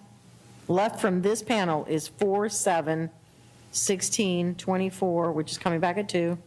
So is 7. 28, 30, 38, 55, and 42. Those are all the 9 o'clocks. All right, see everybody back at 1:30. Thanks. Court's in recess.